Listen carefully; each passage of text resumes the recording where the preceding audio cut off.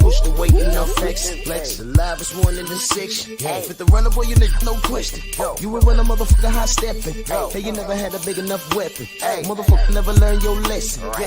I'm a 88 pack nigga. I'm a 88 pack nigga. I mean, day walker, drink blood, trains out, full moon, motherfucker, change like a hoe, nigga. I'm just a nigga from the hood trying to stack a little cheddar for the money.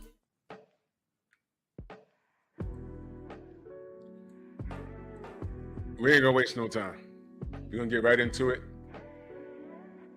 The cavalry's here, and we're gonna discuss everything that happened. And once again, never mind my opinion, I went out and I got the professionals. So we're gonna discuss what happened. We had a wonderful night of boxing. So let's get to it. Hold on. Let's get to it. The sensei's on deck. Layman Brewster's in the building. Fast Eddie Chambers in the building. Salute, gentlemen. How are you? What's going on? How you doing? Good, man. Good. Excellent, excellent, man. I'm glad you guys can make it. It's with nights like this. At the end of the day, I'm just a supporter of the sport. You know, my opinion is not of a professional opinion, although all opinions matter. But I like to discuss with the actual people who've been in the ring on a professional level to share your thoughts as to what happened last night. Because I can tell you from a fan's perspective, but from a professional's perspective, I always like to see what you guys thought on what you saw. It was a wonderful event, the 5 for 5. Frank Warren with the clean sweep. Clean sweep. I mean, that was incredible. I guess let's go through it, man. Stormy, let's start with the first fight of the night. Wasn't that? I think that was the Emma Williams fight. Was that the first fight? No, it was Craig Richards. Craig Richards and right. Willie Hutchinson. All right, talk to me about that. We're gonna start with you, and then we'll go around. We'll start with you, and then we'll go around. I thought you were talking to me. Okay. No problem. I thought that was a good matchup. Like most of the matchups on the card, what was very interesting is this. Richards was a very experienced fighter. At 34 years of age, Hutchinson is still in his late 20s. I think he's 26 or 27. But he had been fighting the second tier of the UK group of fighters. And though he has had success, he was stopped a couple of years back. I think in 2021, he fought Lennox, somebody, I forget the gentleman's last name. He got stopped in that fight, but he has since come back and put together a string of wins and KOs.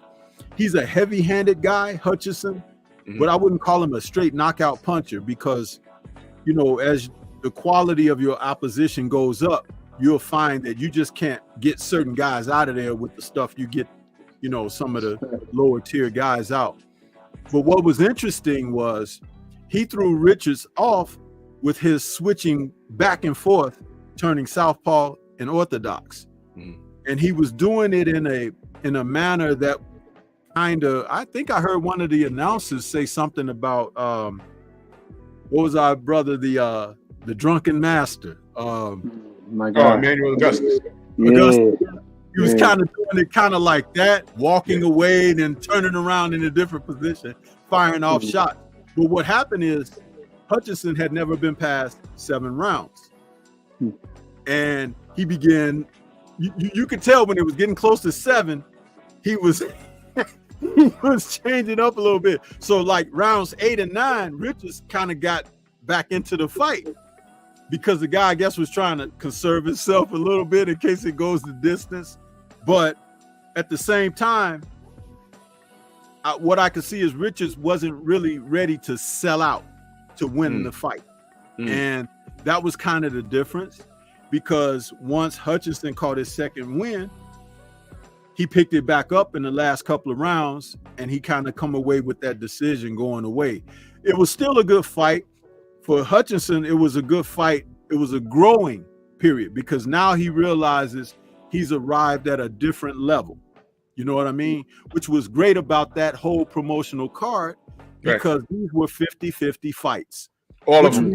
We as the public, we demand that. We want that. We don't want to just see guys in setups where on paper who's supposed to win every time out. Those fights last night, as you look through the roster, you could kind of pick who you think, and you could pick or roll with who you like, but you really didn't know until they gloved up and got in there and got busy. So that's what I really enjoyed about it.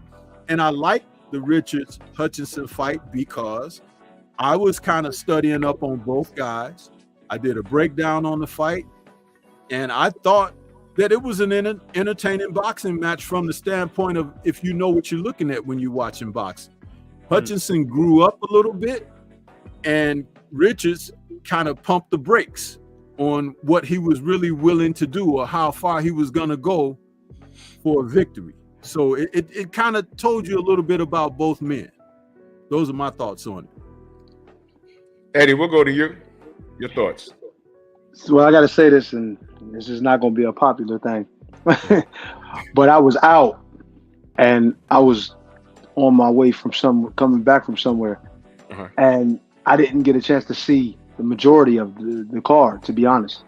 And I followed up on watching some of it. I haven't seen much of Richards or Hutchinson at all, so I can't really give any synopsis on anything that I of that because I didn't see it. I damn sure wish I did see it because I ain't trying to mess the show up. You know what I'm saying? If I'm on the show, I'm supposed to know. You know what I'm saying? But I just got to be honest. I can't go out and just start trying to let me see if I can put the fight on while y'all there and minimize it in the corner. Like, oh look, no, I can't. Where'd you pick the event at? What fight? Let me say this. The thing about it is, if you did, let's just say you didn't see 2 or 3 of the fights, but you saw a couple of them, right? Yeah. This is a particular card. You can go back and watch it, and no, I'm just saying you'll enjoy it because the matchups were that good. They were. Well, from what like you said, I like what you said about the card being basically a 50-50 card. Like each fight could have went either way, and I think one fight in particular and I still haven't had a chance to really watch that one. And it was I'm not trying to go out of turn. I'm just going to say this a little bit, but one that I thought that maybe people were overlooking a little bit was the one with Ray Ford and Nick Ball. I think that one because I know how dangerous that little dude is. Like, he's really dangerous, bro. Like he's a tough dude to beat.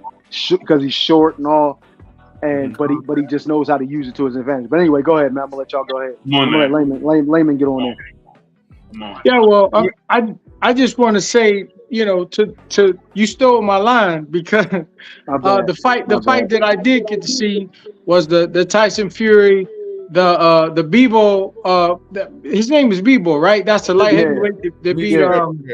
Yeah, and a little bit of the Boyce fight, So I did get to see those fights. All right, cool.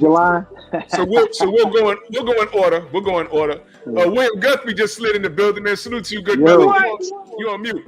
What's good? I'm on mute now. You good? You good, brother? Yeah, we hear you. How y'all doing, brother? How you doing, good brother? Very well. Very well. I'm blessed and highly favored. Good to see y'all. Layman. What's up, baby? How you doing? Salute, man. How y'all doing? That's big brother, homie OG right there. Yes, sir. We got the legends in the building, man. I was just saying, we just started. Compared to everybody on the panel, I'm just a supporter of the sport. When it comes to big events, I like getting the professional opinions. Guys that train, guys that actually been in the ring and took the punches. I never did that. Because my mama wouldn't let me. But that's okay. She was smart. She was. That is. She was smart. Yeah, this business. What I have learned is that this is a dirtbag business. It is a dirtbag business, man. It's a dirtbag business. So I commend you guys for going as far as you did. And it's when you're on top, they love you. When you lose, they clown you. When it's unfair, but it's the nature of the game, man. So I like to get y'all opinion on what you're seeing now from a professional's perspective, and it's always appreciated, man. So William, how are you doing, good brother? Oh man, I'm alive. Good. I'm glad. I'm alive. I'm alive. Yeah, man. I'm How's glad. everybody doing, man? You good, brother? Straight. Did you catch the event at all last night? No, I did not. I missed it. Oh, okay. So just hang out because it was a lot of big things. It was a really good event. But since I got y'all here, I'll start with you, William. Overall, what you see Saudi doing with boxing right now, what is your take on that right now? Saudi. Yeah. When you like the events that they're putting on. Well, to be honest with you, I haven't seen the events that they've been putting on. I'm kind of unaware of it. I'm out of the mix. If you could kind of catch me up to it or share something. Oh, sure.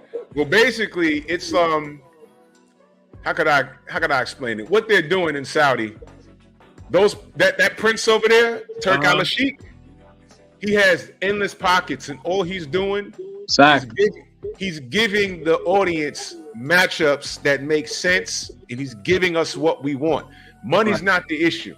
Right. If you got a title and your contemporary has a title, no more. Or well, he's the WBC and this guy only fights in Vegas. No, I got 100 million.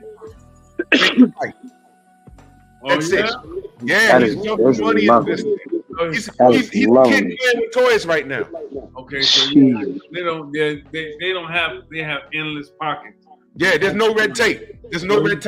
So he's saying, hey, listen, I'll put the whole card together, but I'll pay the two big fighters. Well, they can split $100 million to split it the way they want to split it. $100 million is nothing to these guys.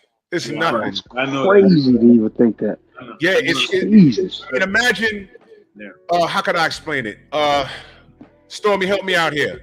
What matchup back in like the 90s that we were itching for? There was always an issue, like red tape in the way. In the 90s? Yeah. Oh, Steve in here too. I'm sorry, I was on mute. Forgive me. Bowen Lewis. Yeah. If that was hot, if Turk al-Sheikh was playing with it back then, Turk would have just said, Bo, how much you want? And Bo could have said, I want 70 mil. He would have done. Bring your ass out and let's get it done. Right. Yeah. That's what Turk is doing. Yeah. No one's complaining about a paycheck over there. No one. And an interesting thing that you raise about that, Drew, is this. Back in the 90s, someone like Bo wouldn't have even listed that amount. You know what I'm saying? He probably would have said something more like, I want 30 million. Yeah, you would have wanted 30 million. We were in a different place back then. Yeah, that was a different era. Totally different era. Yeah, so this I would have loved that shit, man. This is what Turk is doing. I mean, all of us would have loved it. All of us would have loved that. Come on, man. I don't even want to say what my biggest payday is. I feel like I'm in the pennies area when I'm talking about my payday. God damn. But hearing some of these numbers that they're throwing out. Yeah. I mean, I'm 42, so trying to compete at a high level now is, I mean, it's not impossible, but we'll see what happens over the next few months. And, you know, I'm going to actually fight again. But I would love to be, I appreciate it, but I would love to be considered for one of these bigger fights. Yeah, say again? Hey, Chambers, I got socks older than you, man. Hey, Andy. Why you say it like that, bro? Hey, Andy. I'm old too, all right? Because I got socks older than him. I seen him. Oh, you seen him? He got holes? No, fuck it. I got some little dogs, crayons, I think, older than him. No, but think about it. If we could all lace, I mean, I still can, but if we could all lace them up again and go over there with this Turk al-Sheikh doing all what he's doing, putting that money together, like, I think we'd all do it. Shit, even I think the legend situation would make sense. Yeah. I mean, Yeah. Steve fought Frank Mir. That wasn't on a Saudi Yo. card, but he fought Frank Mir. Hey, Steve, though, you think you're slick though, brother? You took it easy on Frank. I saw that. Yeah. I saw that, Yeah. man. Yeah. Put up the gas, man. I saw that. Yeah, we get Yeah. Steve in here. Yeah, what's up, y'all? What's up, Eddie? What's good, brother? Yo, what's good, young fella? How What's you up, feeling? fellas? What's up, champ? Good to see you. Chilling, man. Steve could go right now. Yeah, he's still in shape. I got a call to go to Qatar on June 8th. I accepted, but they were trying to clear. So it was for a lot of money too. I was like, hell yeah. Like, yo, Who's the opponent? man. Huh? Who's the opponent? It was gonna be an MMA guy. See, oh my man. God. Yeah, but You better tell him to call me too. you're not gonna fight MMA, are you? Nah, it was a boxing match. Okay. It was an MMA guy. They were trying to set it was gonna be a main event for some show in Qatar. That I heard it was originally set for Shannon Briggs couldn't make it or something like that. Okay, yeah. Yeah, they hit me up and they was talking some serious paper. I was like, hell yeah. I mean, I'm always right. So I'm like, man, hell yeah. Yes. So the Middle East, man, they're making power moves. Yeah, They doing. Hey, their money is crazy. Like they just got crazy money, endless money. I And they want talk about y'all guys go. If you the offers, go snatch that brand because we don't know when they get bought and say, all right, we're done with boxing. You know what I'm saying? yeah. Go get that bread, man. For real. Right. That's right. 'Cause that's that shit can 100. Anytime be like, yeah, all right, I had fun, I'm done. Yeah. See, that's what the significance of yesterday's card means for boxing, because just like that, it was that 5-on-5 promoter versus promoter kind of deal. That wasn't even their best guys, all of them. Right. You know, Which that is wasn't crazy. all their best.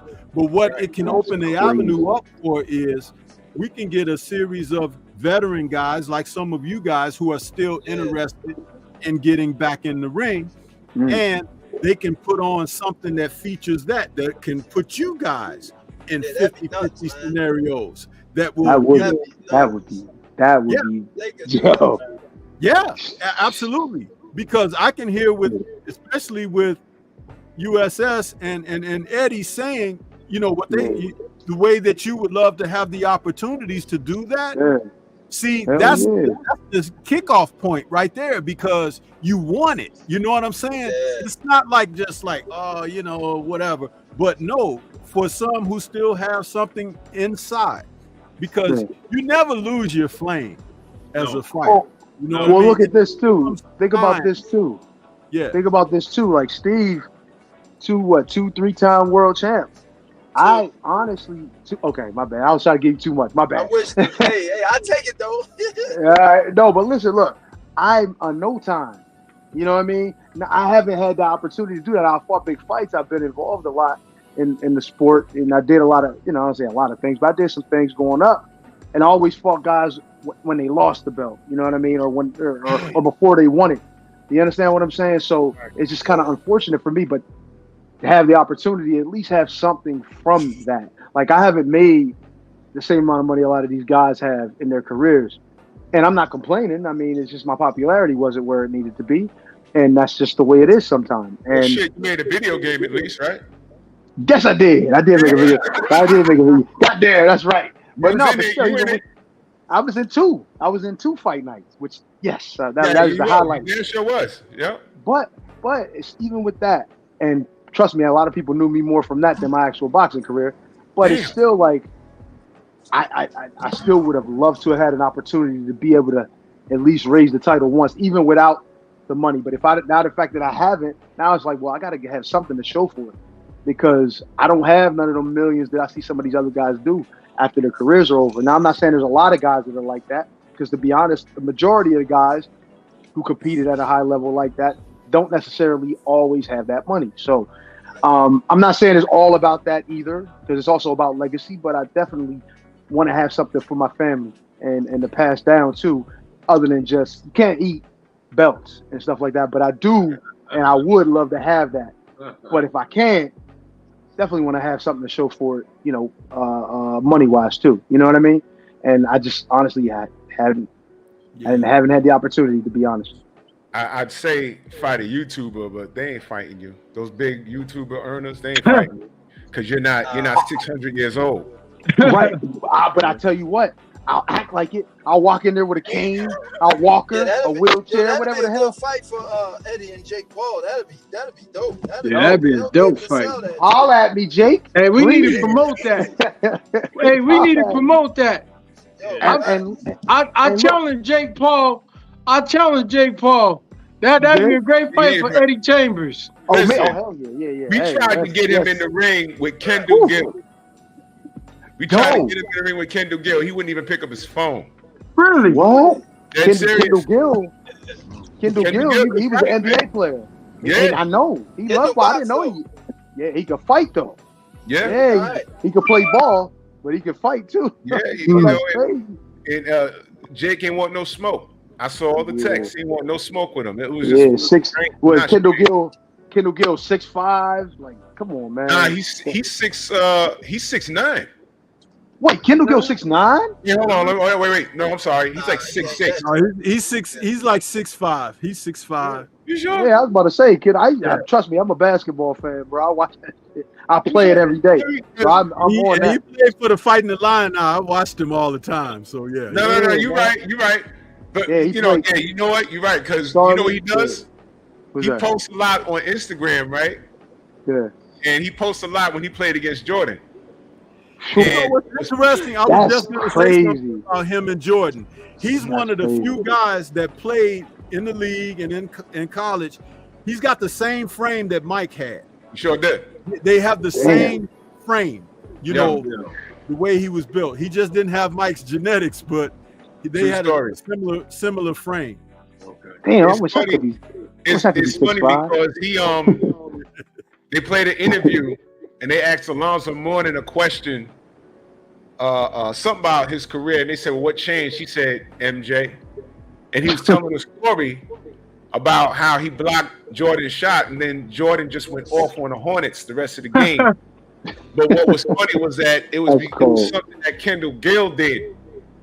It was something that he did that pissed Mike off, and Alonzo was getting dunked on all game long after that. It was crazy. So I texted him. I said, "Kendall, that shit was your fault?" And he just like laughing emojis. It was funny as hell. Yo. That was funny. That's crazy. I couldn't imagine that shit, bro. Man, I want to ask you guys, what do you guys think about?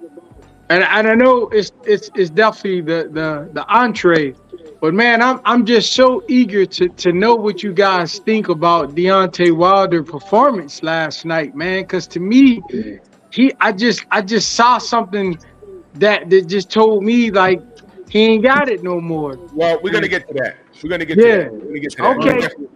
Okay. That's our highlight of the show. We're definitely gonna get to that. That was wonderful.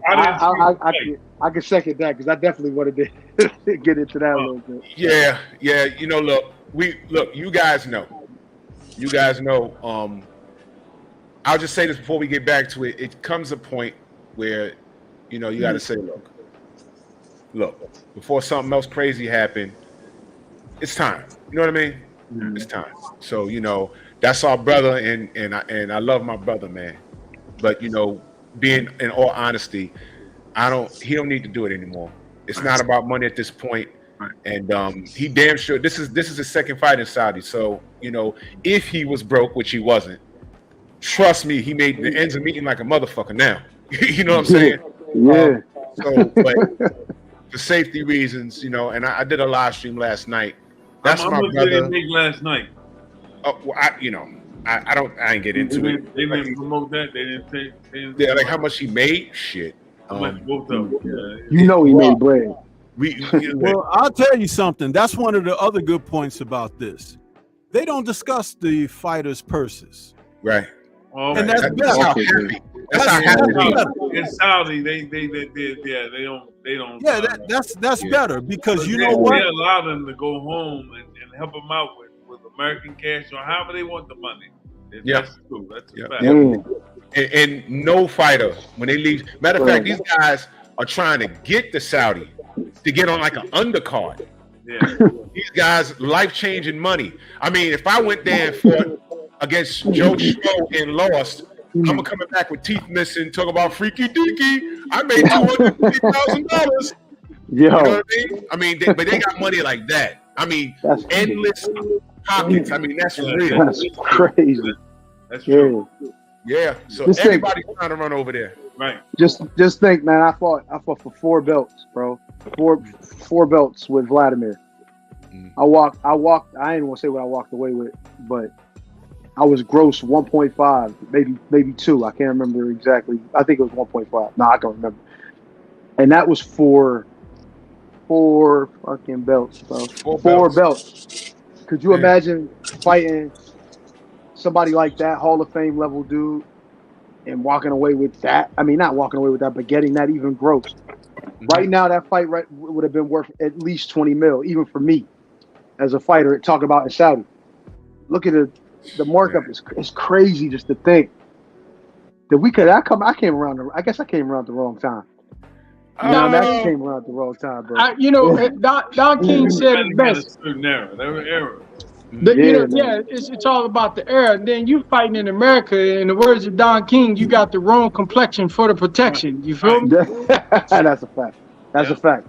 And maybe that was what the whole thing was at the time. I mean, it was the Eastern European bloc. You know what it was. Once you beat a Klitschko, so you beat the one I got beat by. So I mean, for you forced it. I wish I could have done that same thing. Right. You know what I'm saying? There's another side to that. I'm sorry. Go ahead, William. Yeah, even in that case, when you beat them, you had to go through the first fight to make the money the second time. Right. The money that you deserved the first time. Right. And that's the unfortunate part. You make the money defending the title, especially being that you win it. Yeah. You don't make it winning the title, and that's the unfortunate part. You know what I can't stand, man, and I got to make this point. I never liked the fact that when the Klitschko's really started hitting, there was something going on with their marketability here. So they had all their fights like overseas. Yep. And I never forget. I spoke. Me and Anthony. We spoke to Sam Peter over the phone. Oh yeah. And he fought. I think it was Vitaly, or was it? It was Vitaly. Yeah. No, you're right. Yeah. He said he got poisoned, man. He got poisoned. Really? He was he ate from a fucking fruit basket that was in his hotel room. He said he had like explosive diarrhea or some shit. They did the same thing to me. But you have to understand they do that to a lot of people. You see? A lot of people. I had the same fruit basket in my room in Germany. The same exact thing. Everywhere you go, are you serious, bro? Everywhere you go, they do that. Everywhere. Hey, what the rappers say? I put that on my mama. Yo, that's crazy. I heard around years ago to really protect you, and y'all take y'all own food and vegetables, take the stuff, or you get it and they clean it. I don't care what it is. You don't take food from nobody when you're a fighter. If you're any kind of athlete, you don't see take food from nobody. You see that, Steve? What you say, Steve? So I was taught, man. I had old school trainers, manager Richard Giacchetti. I don't know if y'all remember. Yeah, I know. I remember Richard Giacchetti. You know, Richie know the dirty stuff, because he was in bed with Don, but he was my guy for about 4 years. He told me, man, don't take no. So we fought in South Africa. That was my first international fight. I was there for 4 weeks, trained. I was sparring with the champ, Jean-Marc Marmick. Then I got a fight with the number 7 cruiserweight in the world, one of those white South Africans, Sebastian Rothman. He was a former IBF champ, just lost his belt. So they're like, hey, we'll take this up-and-coming kid for the comeback fight. I'm like, I ain't nobody comeback fight, So, you know what I mean? That's like what I told him at the press conference. Day of the fight, we get to the locker room. They had water for me sitting up there, and the dude kept telling me, "Yeah, man, here's your water, here's your water." And I had already got the scoop on, don't take nothing from nobody. Never. Because I looked on dude's box rec, and all his knockouts came from when he fought at home, right there. He fought other places, he knocked nobody out, but he knocked him out there. And Man, listen, I ain't drink none of that damn water. I ain't take none of that crap. And I ran that dude. It was a good fight, man. I ran him down though. But that's the lesson. You would have drank that damn water. It would have been, a different story. Different ball game.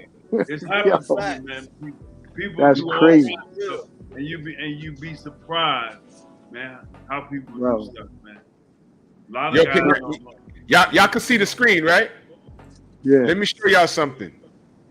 This was Tyson Fury after the second Wilder fight. Watch this.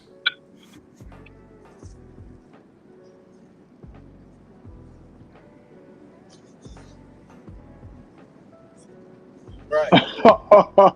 He said, See that? nah. He He said, denied nah. the water.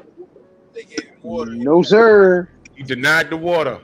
Now, in that fight, Deontay said, yo. Wait, Drew. Go ahead. Play your other clip when he's asking the guy in the locker room. Where did you get this from? Are you wait. sure? Yeah, play that clip too. Let me load So that they up. probably did something to that water. Oh, yeah. They do it all the time. Yeah. They do it all the time. Yeah, these guys are dump trucks, man. And people think that we're making it up.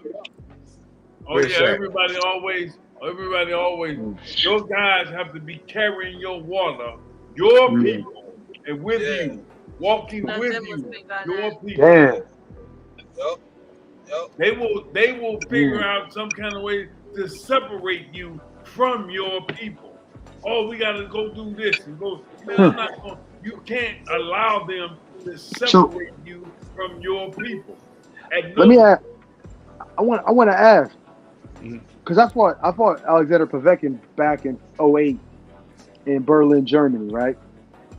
Now, at the time, like I only had 2 weeks to train for it because we were expecting it to be pushed back because of we had our previous fight before that pushed back with Calvin Brock, and I beat Calvin, and I thought I was gonna get this one pushed back. Anyway, so I go out to Germany. Is Calvin Brock? Calvin Brock is, I don't know, I ain't heard about Calvin in a minute. Yeah. Calvin worked. He graduated. I think he went to law school or something. He's like a that. banker. He's a banker. Yeah, That's that's what it a is. boxing banker. Yeah, that Good, boy. He should be doing fine. He ain't need boxing to start.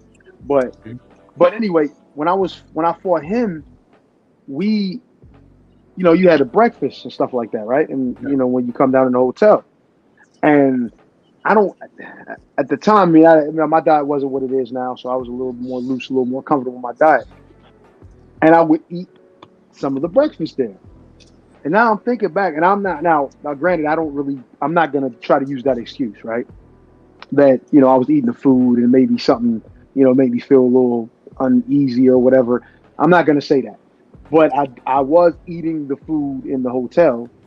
I think it was just the breakfast maybe. And I didn't really notice anything right then, but I did in the fight. There was another restaurant too that we went to, and it was like the only American, I guess, restaurant they had. They had like American kind of food and all that, so we went there to eat. I'm like I said, I'm not gonna try to bring that up and say, oh, that was the reason that I lost to him. I'm just gonna say it was because I only had 2 weeks to train before I came to the fight, and because obviously the fight. As it got into the second half, he started to take over. Mm-hmm. But I did feel that it was kind of weird just to fall off that fast. You know what I mean? The way I felt in the fight, I didn't really feel that great going in. You know what I mean? I just felt kind of unsettled. And I'm not going to say that it was because of the food. Like I said, it could have been, the way I trained. I wasn't able to go through the process of training like a normal camp, like a normal 2-month camp. Like you would have like an 8-week camp. You know what I mean? You would feel like you would go through stages. You're already in somewhat decent shape as you start, but then you're going through stages to the point where you're giving your sparring partners the blues by the end of camp. I didn't have the opportunity to do that, so I'm attributing most things to that. But I did feel just not myself getting in the ring. Even in the first round and second round, I just didn't feel myself. Now, like I said, I'm not going to say it was the water. I'm not going to say it was that. I attribute it because maybe I was doing a little bit too much in a short period of time. You know what I mean? I was literally training like hard 3 times a day, sparring sometimes, twice a day if I could. You know what I mean? Because I was trying to rush things, and you can't do that. But once again, when I got in that ring, I was forcing it. I was really forcing it, but I didn't feel that great. I just really did not feel that great. And, can y'all see the screen? Watch this. Yeah. Look at this. No, that's been in here. Have you had that on you the whole time? No, have you had it on you the whole time? Are you sure? Yeah. Can you explain the uppercut?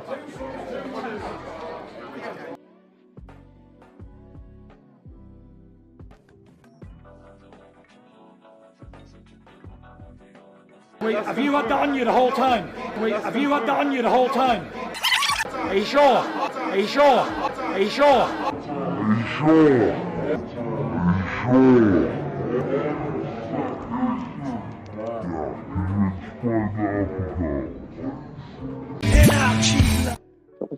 He's talking to his people.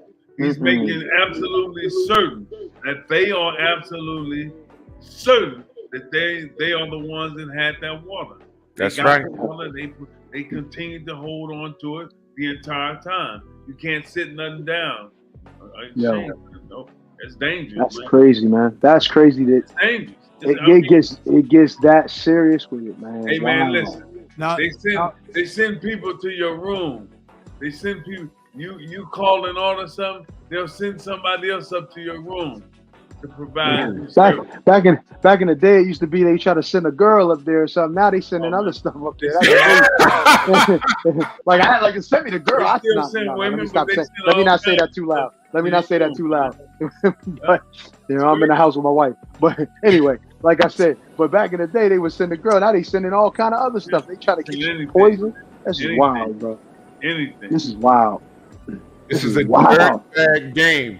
But what's good about Saudi is that cheating stuff don't fly over there. You're going over there clean. So if you're used to juicing, like a guy like Tyson Fury, he's used to juicing and cycling on and off PED. He can't fight that. He went down there and looked completely human. The punching power disappeared. Everything's gone. Wow. And now he's down there getting knocked around like a rag doll. Yep. That amazing snapback stamina and all of that. Yeah, all of that stamina he had. No. You know what I'm saying? So you can do that in Saudi, huh? Yeah, you can't pull it off in Saudi. You know, I see Healer in the chat. He said 2 people cheated yesterday. He's talking about the skinning of the gloves. He did. Oh yeah. Skin gloves is a problem. I'm gonna go back and look at it. I know my brother in the chat, Healer, he sent me the pictures yesterday. Y'all don't know about skin gloves. That's been something that's been going on for years. It's taking time. They can show you old school coaches know how to tie the gloves, man. Come on, man. That's been going on for years. They tie them a certain way, tape them a certain way. It's a lot of stuff with that. Oh yeah, trust me. I was in the amateurs and they were doing that. So trust me. When y'all were in the locker rooms, in the locker rooms getting ready for the fight, have y'all noticed the people that's supposed to be making sure y'all doing the right thing? Taking notes of your hand wraps and things of that nature. Have y'all noticed? Because I'm getting word that there was like for instance, there was a WBC representative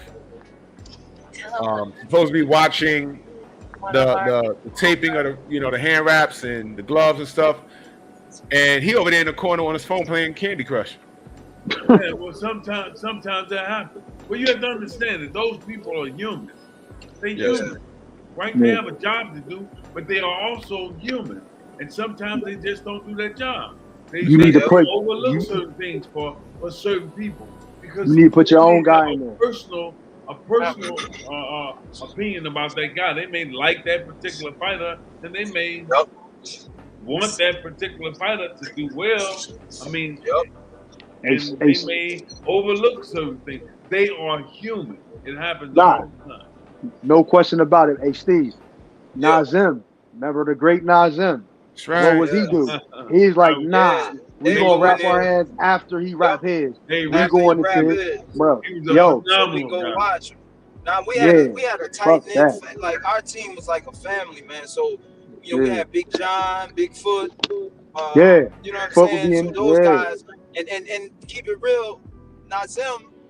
When I fought overseas, when we get there, he buy the water from us. We go to the market and we get the water that we Yep. was gonna use for the time we was there. So Yep. we leave our hotel room with about 7-8 waters.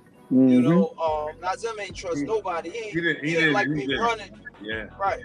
He ain't like me running by myself. I love Nope. running by myself. That's just my thing. But he's like, listen, man, when B-Hop was in Puerto Rico running for the, there was the press tour and B-Hop went jogging, he was like, they sent dudes in cars heckling B-Hop, throwing shit at him while he was running. So, Mm-hmm. Nas had a lot of He had a lot of knowledge and experience from over the Yeah. years, So- over time. they would He's been send- around. yeah, so he would send somebody into the room to watch the hands wrap, then we rap, or we rap, and they could send somebody, but we most definitely was watching them.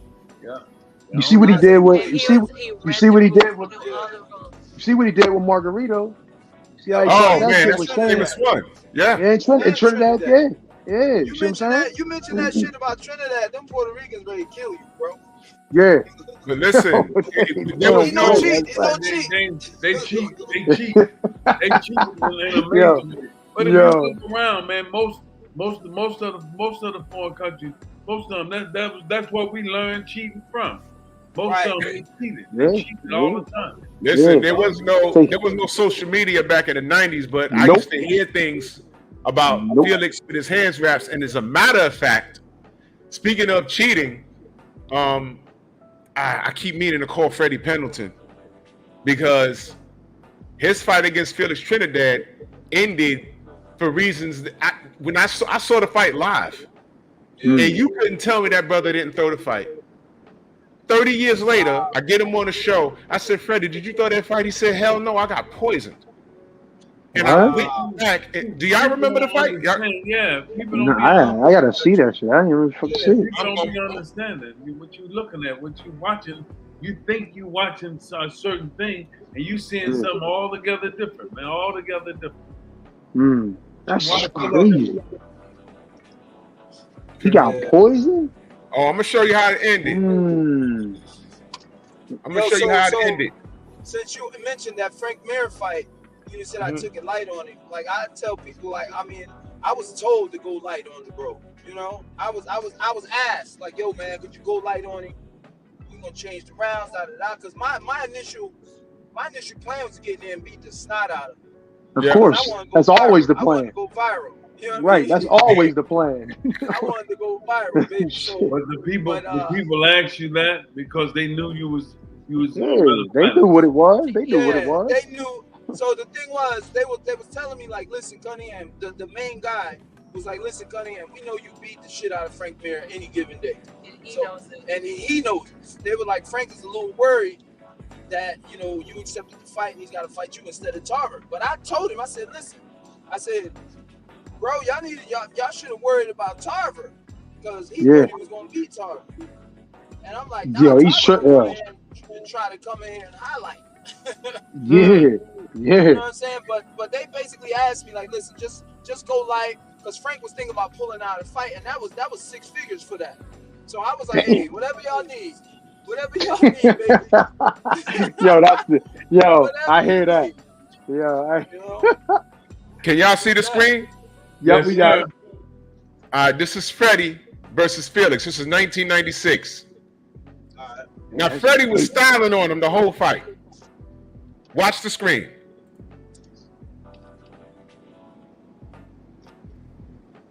Nothing. Nothing.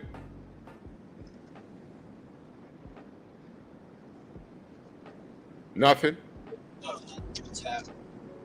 Nothing.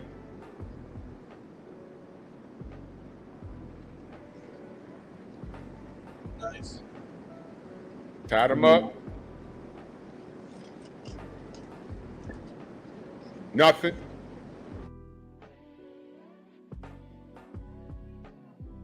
Tito was off all night. He couldn't hit nothing. Tell me what the fuck happened here. I remember that. What did he do that for? Exactly. Fight over. Shit. What the fuck was that? Oh, yeah, go back. Let me see that shit again. I gotta see that again. I looked away for a second and I was like, oh, so what the hell did he do? Look at this. Damn, you can see that shit in his eye. The fuck was that? What the hell? Wow. See that? I saw this Was live it- and I was like, what the fuck? I was like, yo. Look at his face. Wow. Well, I Look at mean, that. body shot, but damn. Now, Drew, please, Freddie's not here to tell what happened. Hey, yo. Tell them what Freddie related to us from the show when we were asking him about this situation. Tell him what happened. I asked him, I said, Freddie, did you throw this fight? And he told me, no, I was poisoned. And I said, do tell. Now, if you watch the original HBO broadcast, or was that Showtime? I think it might have been Showtime. He said It was Showtime. that his trainer went up his nose with a swab, and he slapped his hand away, said, yo, I'm not even touched. My nose isn't even bleeding. Oh, shit. And then he Oh, was like, shit. yo, what's going on? He went out that next round, and that happened. I said, Freddie, what was going on? He said he felt lightheaded, Oh, wow. you know, and it took back then. Wow. Now, he also told us that his trainer Who was this trainer? bought a fucking house for flat cash. And he's like, how the fuck did he get that house? I ain't paying him that much money. How'd he get that house? You understand? Ooh, that's so Man, cold. motherfucker went and bro. bought a house. Now, when you watch the original broadcast, the round that he said it happened in, they cut away from the fucking corner and they went backstage to talk to another fighter. So you don't see it. The fix was in, brother. And then that happened the next round. I've been waiting damn near 3 decades to ask him that. I said, brother, you threw that fight, didn't you? He said, nope. Nope. He was poisoned by his own corner man.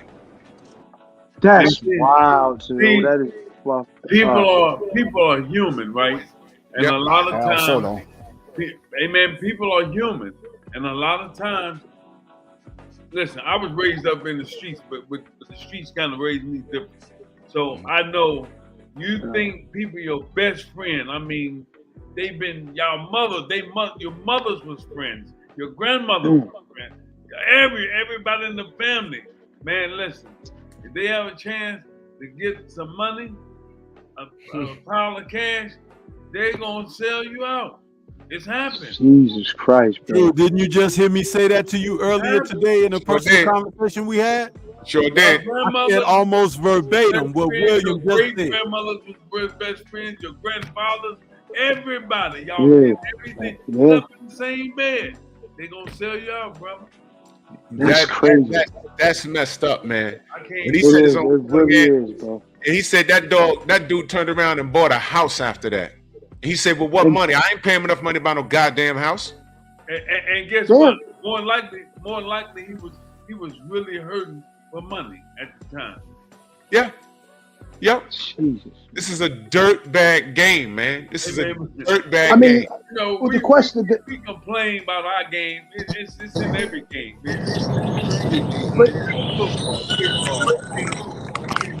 but it, why can't y'all just why couldn't the motherfuckers just be transparent about what he's going through? If he's going through something financial, right? Yeah. Just be transparent. The same thing I was always wondering about my guys. Like, yo, just tell me. You know what I mean? I felt it's family. This is a family thing, man. I ain't trying to be around people I don't like or I don't trust. You understand what I'm saying? Just be transparent. Tell me what you got, what you're going through. You got debt, you got this, you got that. We can work together. That way everybody everybody lives comfortably. But see, Eddie, this is the difference in what you're talking about. You're talking about being on the level. But what William just said makes more sense. And I'm going to break it down. Yeah, no, you're right. You're right. Check I this out. agree. If you're in the streets Mm-hmm.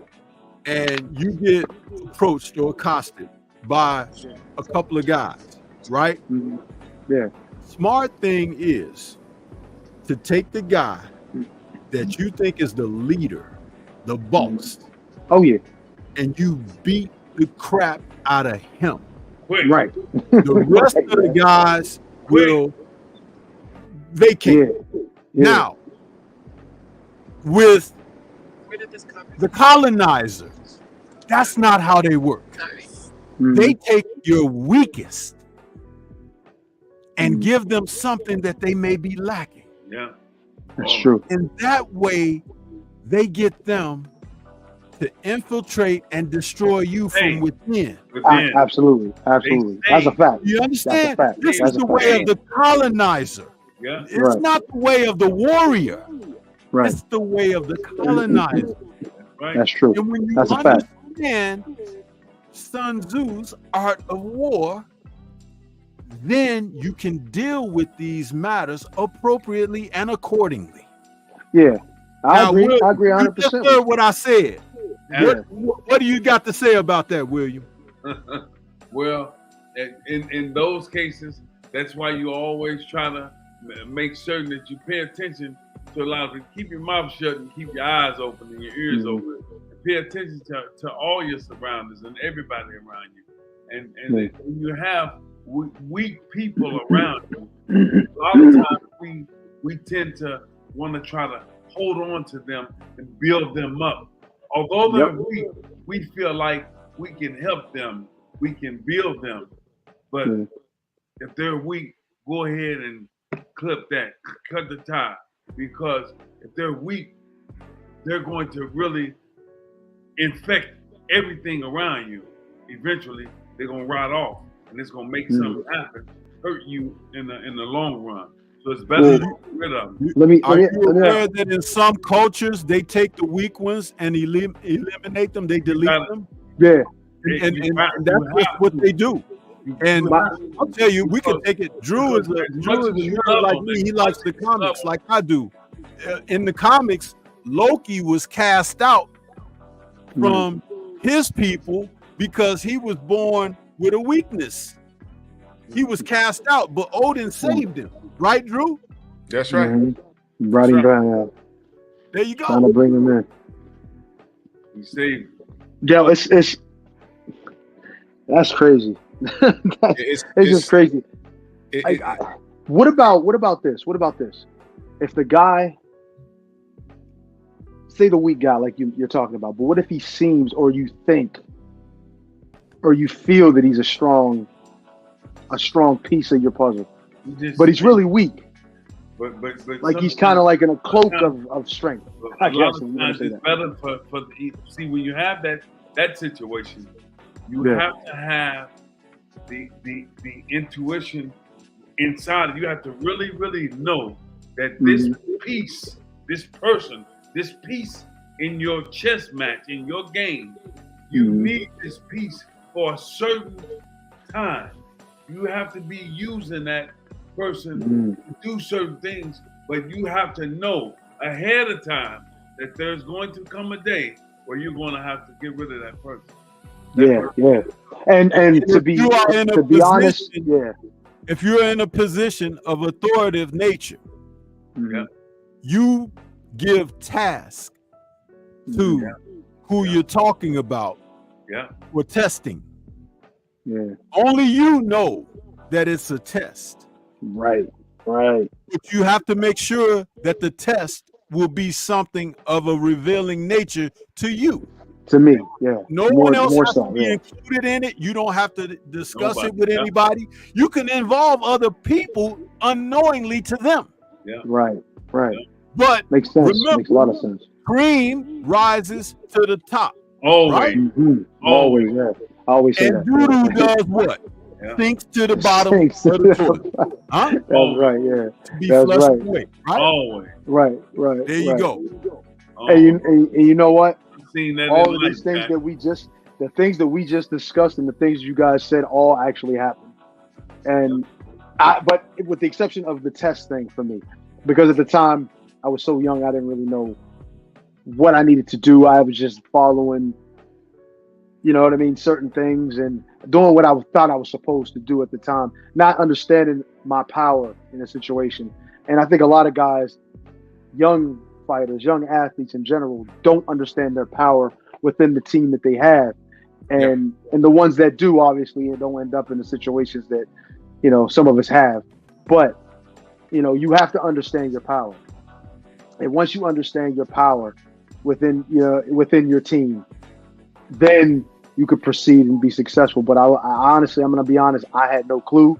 Yeah, I just thought I was a subordinate. I thought I was a worker as opposed to being the the young man growing up. That's what happens. A lot of times you always think that you are the subordinate. You are. And that's the way you've been spoken to. That's the way you've been addressed. It takes a while before you realize. I've watched a lot of guys go through it before they realize, hey man, I'm the bread and butter. Why am I getting smacked upside the head? It's called failing forward. You gotta fail forward. You gotta learn from it. I mean, Jesus learned too late, and Judas did what he did, and he next thing you know, he's on the cross. You understand? Yeah. I mean, Malcolm X put a lot of faith in people, and you see what happened. Man, you know what I mean? That's right. You got to learn to be a good judge of character. And I hear about fighters all the time. You know, people that you thought were on the level, and now you know, next thing you know, they're fighting. Just now, look around. I'd have never thought that Derek James and Errol Spencer fall out over what they're falling out. What did they fall out about? What did they fall out about? Silver money. Isn't it always? Isn't it always something like that? So, is he saying Spencer hadn't paid him enough, or is Spencer saying he's paying him too much? That's basically what it is. I try to like not get into it, but once I heard it was over money, it's like, man, that's unfortunate.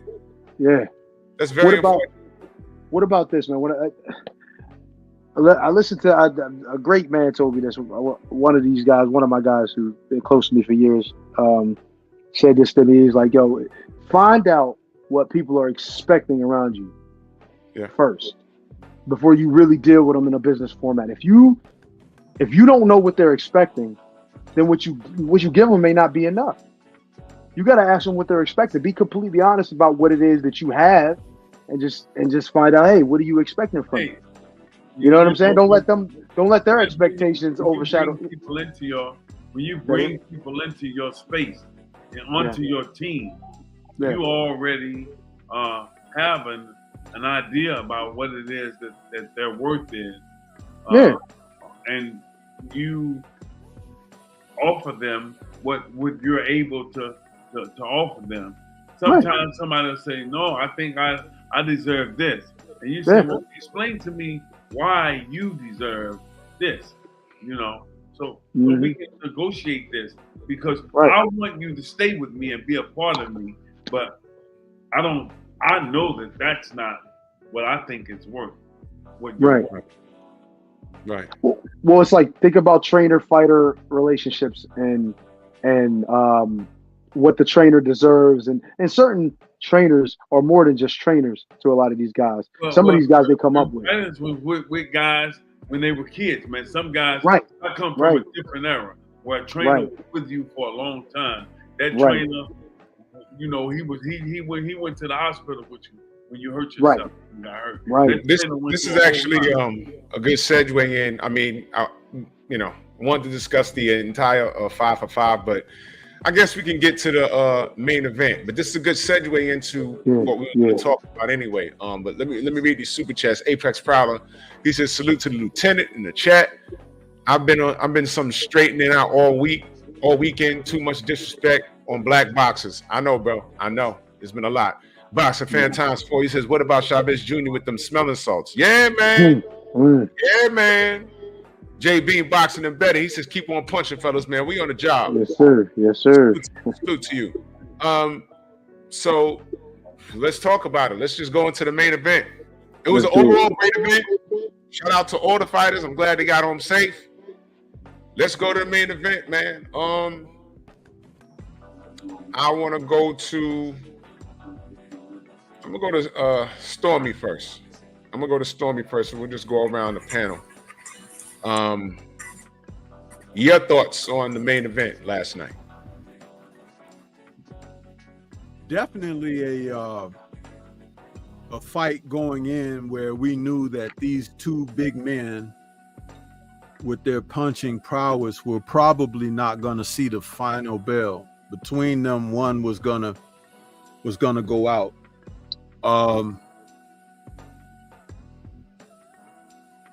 Knowing how Zhang had an advantage of witnessing what Wilder's performance was back in December, there wasn't a lot that he needed to work on. Wilder was in a position to show something different than what he showed in December. And though he kind of spoke about it, it wasn't quite convincing. We had to see how he was going to come out and perform. And to be perfectly honest, within the first round, you could see that there was going to be a problem. It's unfortunate because, contrary to a lot of people who want to see a man of strength brought down. That's right. It's important to understand what Wilder represented as a whole. And it's unfortunate that his own people in totality couldn't get behind him and support him in a proper manner. Because sometimes, even when you are at a deficit, the will and support of people behind you can lift you. Oh shit! Oh, okay. Wilder was missing that. Yo. I often use the analogy of when Ali fought George Foreman. Had the fight taken place in America, George Foreman would have knocked Ali out. Why would you say? But when he went to Africa, Why would you say that? hold on, let me finish. No, you can't. Welcome, Razor. Welcome. I ain't gonna let you. I ain't letting that shit slide. Why would he have knocked him out in America, but he did knock him out? You see what my name is up there under there, right? Under Stormy. What does that say? I can't see it. The sensei. The sensei. Okay, Allow me to finish speaking because it's gonna make sense. Why would he have knocked him out in let me America? finish, brother. Please let me finish. Okay, Sensei. Had the fight been in America, George Foreman more than likely would have knocked Ali out. When they went to Africa, what happened in Africa would have never happened in America. Why? When Ali got off the plane in Africa, the people were chanting his name. They were saying, Ali, Boumaye, Ali, Boumaye. He didn't even know what that was. He looks around and he's like, what is that they're saying? Well, they're saying, Ali, kill him. Ali, kill him. They're supporting you over George Foreman.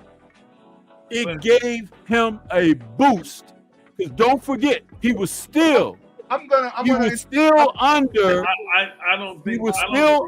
the criticism of the American people for draft dodging. But I don't think he didn't have the love and the support. You guys remember Ali for his career, but we're talking about the time 1974.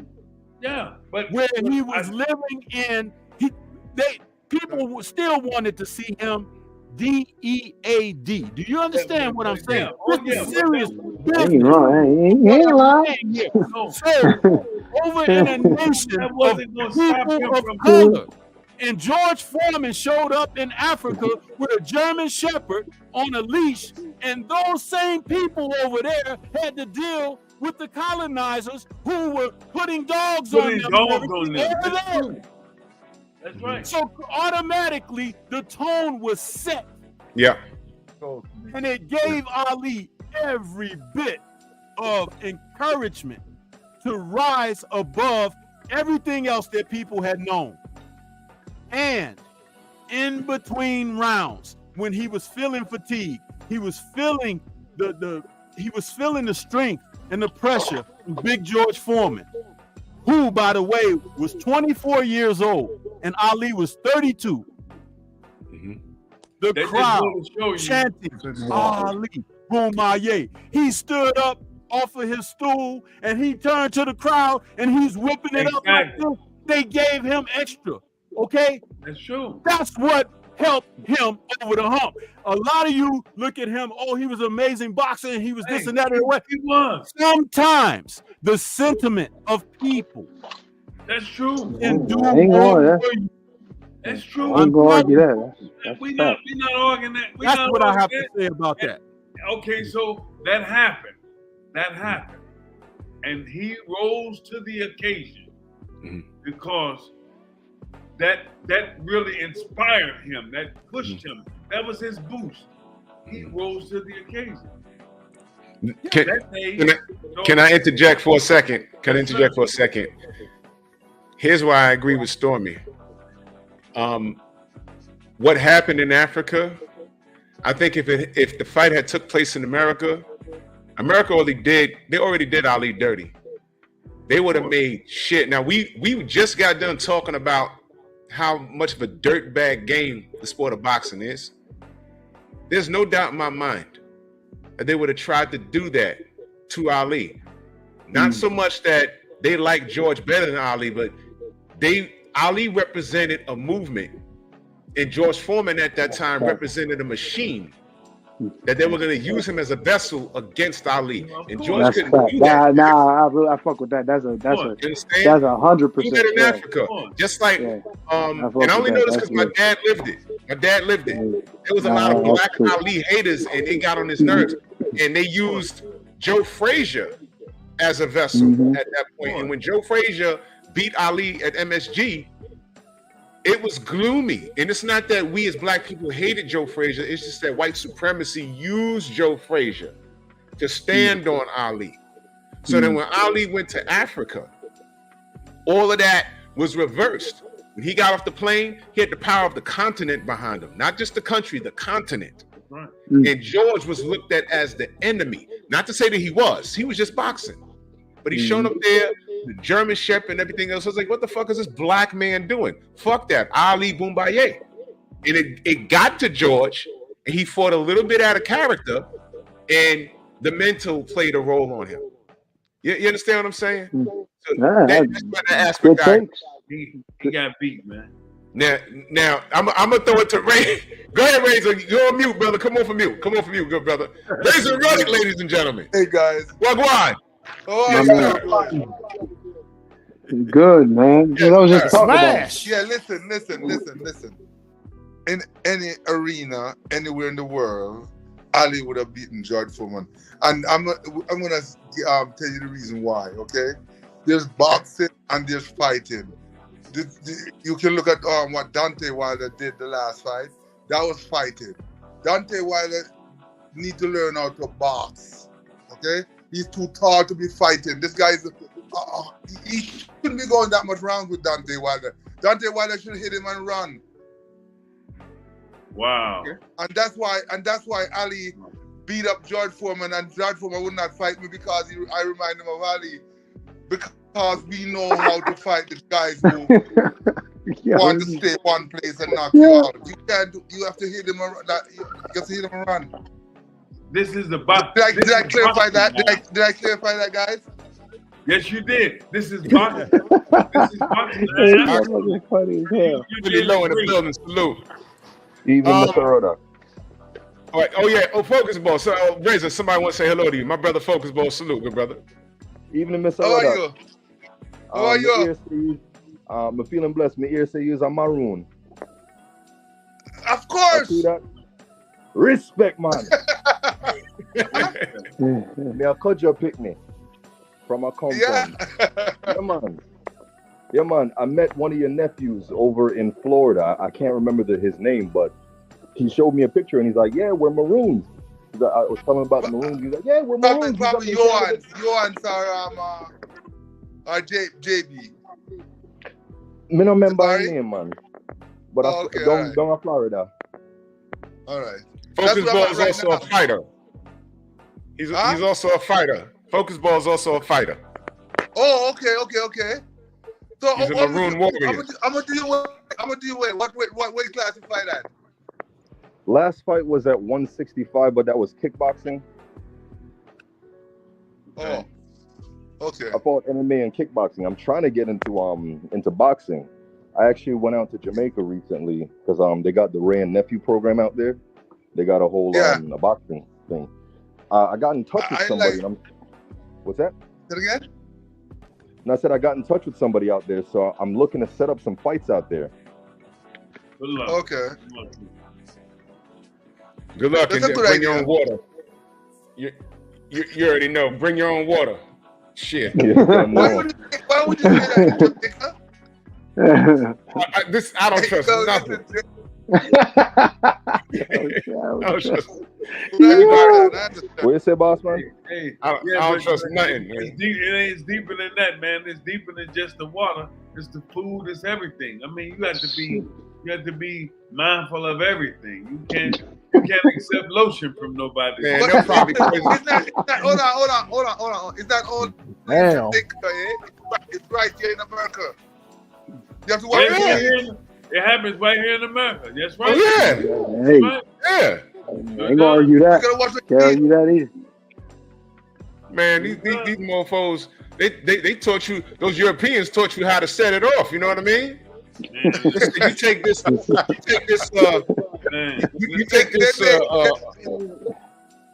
they spit so the drink. enjoyable. Man, listen. They put a diuretic in your goddamn, they'll put nail polish in your water. You won't even smell it. Next thing you know, you got projectile vomit between rounds 2 and 3. You all right, son? Like the Exorcist. What's wrong with him? Oh, he just drank this kidney out. And man, you go to the doctor, tell them there's something wrong with your stomach. Hey, guys, There's something wrong with your foot. And they give you something, all right. Yeah.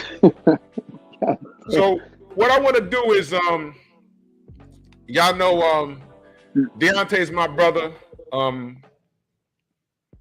It was unfortunate about what happened last night. We're very honest over here about the outcome. You know, let me tell you what I saw, and then I'll go around the panel, and for those that saw it, you can give your assessment. What Stormy said is absolutely true. At the end of the first round, it just didn't look right. His feet weren't under him. Like he was trying to. It looked like he was. You know how you're learning how to dance, like a dance you never did before. You ever saw a white person do the electric slide for the first time? Looks fucked up like that. You know, Yeah. it didn't look right, and I was like, "What's going on?" It's like it was like it didn't look like he was like punching on. It looked like he was trying to put something together that he wasn't used to doing naturally. You know what I'm saying? Okay. It looks strong. Yeah, and look, man. I missed the fight. I didn't see it, so I'm just giving you what I saw. And after the first round ended, I'm not even gonna hold you. My heart was racing. I was like, I said, fuck. Wow. That's what I said, fuck. So at that point, I know he got a widowmaker in that right hand. Yeah. And all I kept saying was, please land. Please land that shit. End this shit. Please land. Because Zhang, although he's 41 years old, nobody want to talk about that. But had Deontay knocked his head off, the first thing he would have been saying was that he was old. But Zhang is a good puncher, hell of a puncher. But he has a decent ring IQ. Yep. And Deontay was going for the gusto. But again, he didn't look comfortable. He never got comfortable. There was a moment where he got Zhang in trouble. I think he hurt him a little bit. He did hurt him a little bit. But Zhang, let's talk about this. The weigh-in, Deontay was 214 pounds. Zhang was 282. Yep. 282 which and one you think? 214. 282 versus 214. Deontay Was lost 70. weight. Listen, 214. That's 5 weight classes. that's Deontay. That's his walk around weight. That's his walk around weight. What? 214? Yeah, 214 is his walk around weight. That's. He's not a heavy dude.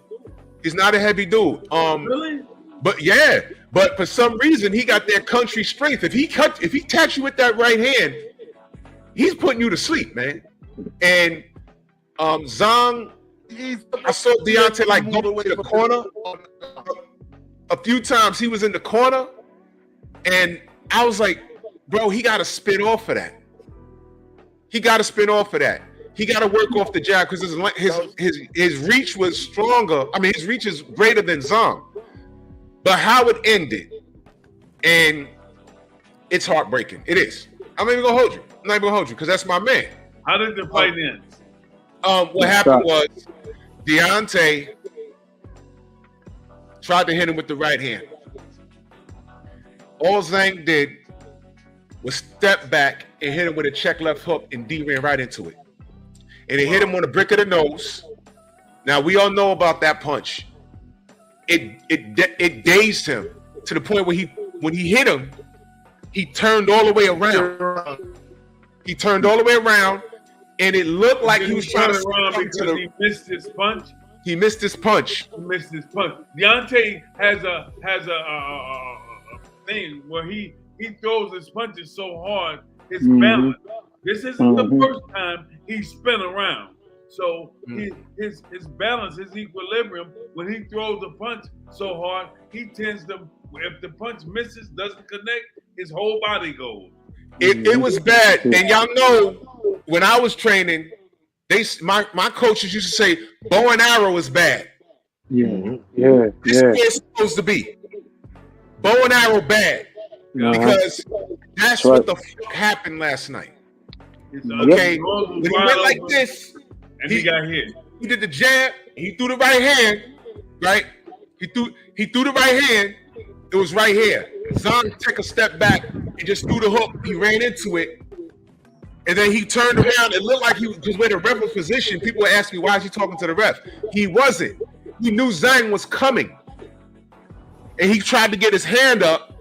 And when he turned around, Zhang was already on him, hit with another right hand. I mean, was it a right or left? Yeah, it was a right hook. It was another right hook. It was a and he didn't see it coming. And then the way he landed, flat on his back, his head bounces off the fucking mat. He was out. Now, here's the thing. For him to get up was crazy. He got up. Did he? It was crazy. He got up. He got up. Like, Crazy. you don't let that continue after that, man. Yeah, he beat the count too. And Fury ain't beat no count. And I'm being transparent right now because that's my brother. He got up. He beat the count. He beat the count. I mean, did his coach say, "Hey, it's over"? Malik, the ref. The ref said no. Now I'm glad he did that because that was all heart. D got a lot of heart, bro. He got a lot of heart. But sometimes your corner or the referee has to save you from yourself. Right. Most fighters do. Yeah. Right. And you know, I'm just being honest about what I saw. Okay. You understand? I'm not here to cap for anybody. All right. Shout out to Zhang. He did what he had to do. No funny stuff, no dirt. Well, we won't know until next week. Won the fight. But I watched it, and there was a lot of things that I saw that was off. And when I'm watching the fight, I'm like, man, please just land the right hand. Even if he landed that right hand and knocked Zhang out, I still got to worry about everybody else in the division.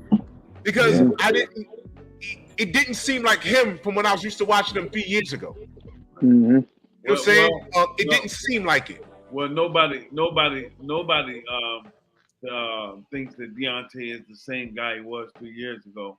No, nobody thinks. Yeah, and there's reasons for that, but it's hard not to take the show in that direction.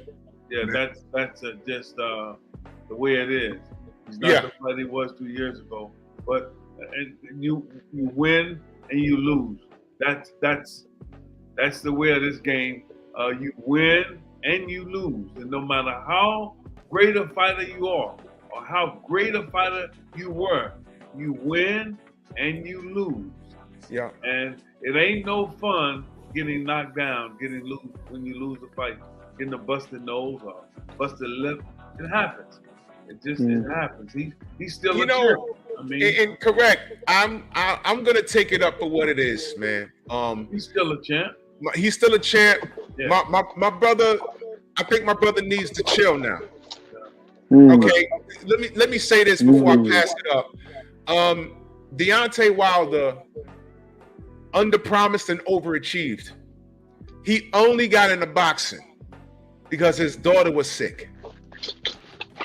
And he just wanted to make some money because he couldn't take care of his handicapped daughter, delivering beer or whatever he was doing. Working 2 jobs, delivering for Michelob and working at Applebee's. He certainly surpassed that, and he's done well. Of course, WBC champion, 10 title defenses, got into the sport of boxing for the sole purpose of his daughter, was the only boxer on his Olympic team to get a medal.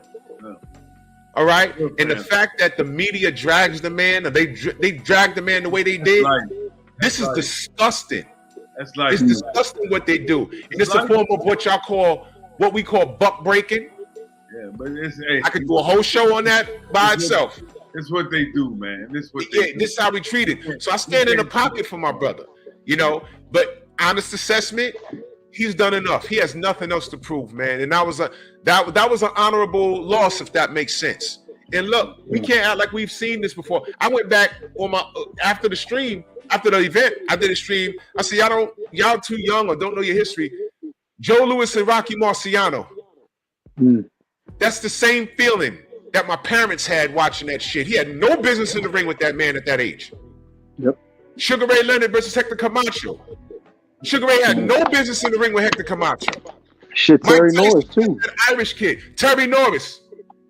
Okay, this happens all the time, man. And his time was up, and that's it. Zilly Zhang has not had the wars that Deontay's had. This guy underpromised, overachieved. He's a fucking legend. And they tried to buck break that brother. That's what they tried to do. And it's fucked up, man. Ali versus Spinks. My father almost cried watching that shit. I mean, no, Larry Holmes. There wasn't Spinks. Yeah, man. I mean, we've seen this time and time again. It's not cool. Man, it's unfortunate. You know what I mean? Fellas, look. I'll say a little piece about it, and then I gotta go. Okay, go ahead. Sorry about that, but yeah, I was always like hypercritical of his skill level. You know what I mean? As he came through, but with what he accomplished at the skill level, yeah, you got to get a man credit. Yes. Like he turned his career into a possible, probably a Hall of Fame career with a guy who's not really. His core boxing skill wasn't really developed. It was always underdeveloped. And you could even see that last night. And it's unfortunate that he didn't have that to fall back on. It's like when you watch Roy Jones in his prime, he was just unbelievable. One of the best fighters I've ever seen. Could be the best ever. But when his athleticism eroded. Yeah, there you go. You know what I'm saying? His skill level, right? And it's not to say that his skill level wasn't good. It's just that it wasn't enough to keep that dominant figure that he was with the athleticism. And it's like when you look at Deontay and you say, hey, damn, why ain't he knocking everybody out no more? Why ain't he? And then it's another thing Razor said. He said that he needs to learn how to box. And I'm like, I agree with that. 10 years ago. You know what I'm saying? He needed to learn how to box 10 years ago. Or when he first put gloves on, when he first learned. Because he was knocking everybody out. Right. Exactly, but nobody felt like they had to. Nobody told him that. But this is the thing. Him now, what he should have been focused on, and what whoever was training him should have been focused on, is not teaching him how to properly box. They should have taught him the importance of defensive exit after your punches. That's one, and also how to get that right hand off in different ways. You know what I mean? Use that weapon, but make it a little harder to see. Figure out how to make it, hide it some. You know what I mean?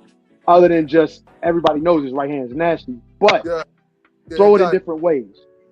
Listen, Deontay Wilder, what he did there was he need to learn how to move. Okay, his legs is one of the most important things. Deontay Wilder is strong, but I see him in, he goes in there, he's standing up and he's warring. Okay, he's tall. He's supposed to use his legs. Right. His legs is his weakest body. Okay. I heard that he doesn't run, and I think that old fighters, all of them, run. Okay, and if you don't run, you can't stay in the ring. When you get hit, you're gonna go down. Can't be in the ring. Get out of the boxing business. Yeah. I'm not gonna mess up your thing, but I have to run right now. Okay. All right, I appreciate you, Razor. We'll have you back. I appreciate you sharing. Razor, bless. Yes, sir. Bless you, brother. I can't. I've never been in the camp. I don't know if I've never been to the camp to say what I've seen or what I haven't seen. You know what I mean? But there's a lot of things we could say. But with that being said, I think he's, I don't want to see the brother put himself in a situation where he's damaged. You know what I mean? I agree with that. I would like to see him just hang it up. He has more than enough. He didn't need to come back after the third Fury fight. I didn't want him to come back because I don't think the world of boxing deserves a guy like Deontay Wilder. They didn't treat him well. The American fans didn't treat him well. Does that surprise you, Drew? No, it don't. No, it don't. You know what I mean? Eddie, when you fought Klitschko, I knew niggas that were rooting for Klitschko, and it drove me crazy. See what I'm saying? But this is typical though. Man, people just, you know what I mean? when they don't, what have you done for me? For me personally, that's how they are. People just, I don't know him. He did nothing for me. He didn't pay my bill. That's how they are. But you know what's crazy? And you're right, William. But you know what's crazy? Like I just said, I remember having conversations. This is before social media. I said, yo, Fast Eddie's about to fight Klitschko. I need him to be slick. I think he could take the fight to him and say, man, fuck him. And, Klitschko gonna knock him down. Dr. Steelhammer. I said, first of all, Vladimir's not Dr. Steelhammer, you asshole. Wrong brother. You sound like you know what I'm saying? Second of all, why are you rooting for the German? Right. The German motherfucker? Oh, he's not German. Oh, worse, he's Ukrainian. That's the guy you're rooting for? This is crazy. What's wrong with y'all? But you know what it is? It's typical for us, man.